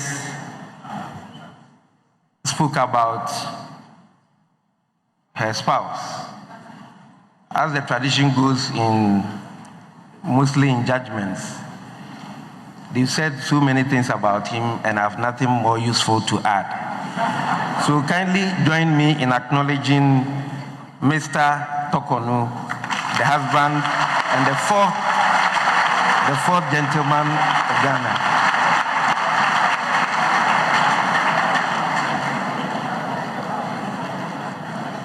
We also have the Honorable Attorney General and Minister of Justice and the leader of the bar, Godfred Yeboah Adame.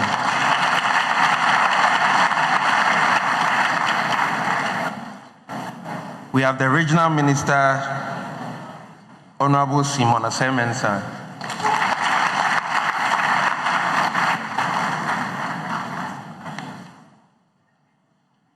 We also have the Vice Chancellor of KNUST, Professor Rita Akosua-Dixon. I understand the Pro Vice Chancellor and the Registrar are also in our midst. You are duly acknowledged. And then the last person on the high table is the Ashanti Regional Bar President, Kwame Usu-Sechere. May I kindly ask that we clap for ourselves as we are also duly acknowledged.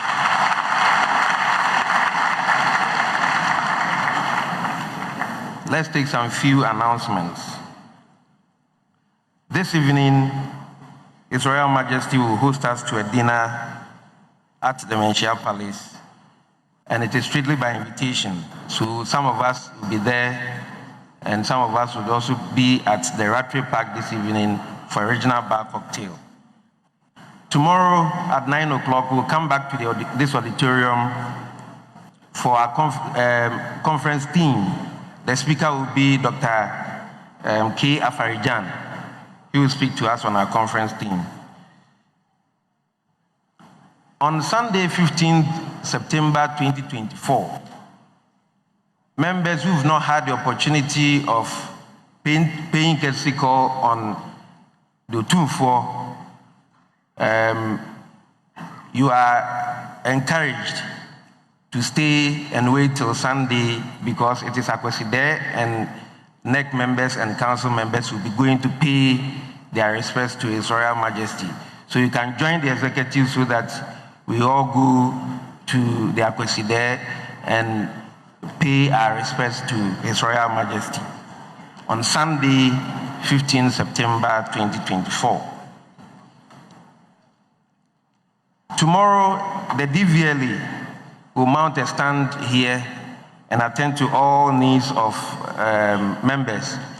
Anything that has to do with DVLA, you are kindly encouraged to visit their desk. The Christian Lawyers Fellowship will also be meeting shortly after the opening ceremony at the law faculty premises. The Honorable Attorney General is also asking all attorneys of the Office of the Attorney General to wait behind after the opening ceremony and have a very important meeting with him. May I now invite the Ashanti Regional Bar Secretary to give us the rest of the announcements.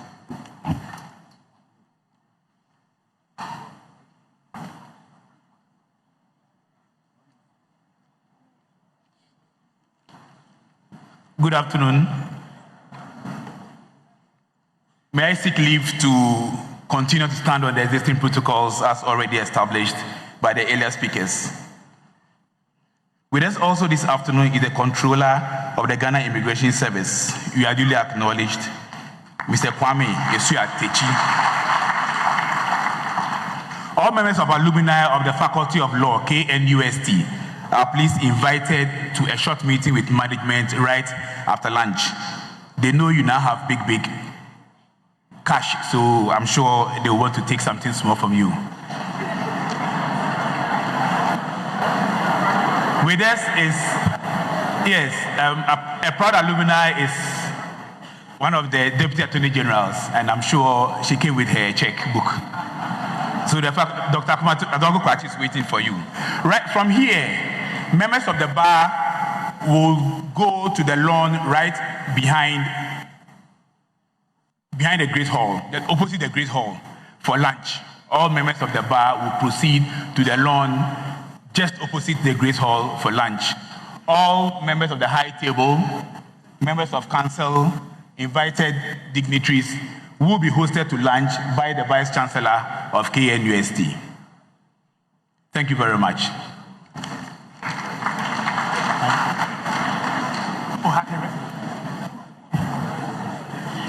In Akan, there is a saying that Sankofa Yenchi. In acknowledging members on the high table, I inadvertently omitted the president of the Ghana Bar Association. Shall we please acknowledge his presence?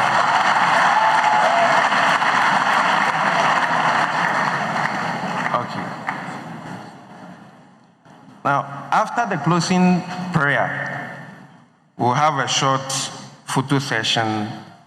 The members of the high table will take it, and NEC and council will join them, and that should be all for that.